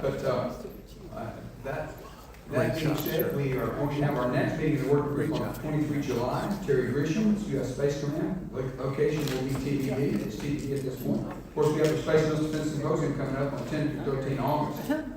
I want us to thank our hosts. I want to thank our guest speakers and panelists. General Flynn, it's marvelous and fantastic to see you. You're a great American, sir. Appreciate all you do for our nation. General Mohan, thank you so very much for being with us. He was with us all day long from 4:30 this morning. And it's only a half a day, gentlemen. This is the morning. You got the whole afternoon. That's what you lunch, Joe. If I stay 5 minutes more, that's what he said. 5 minutes more, I'm buying lunch. Full reserve.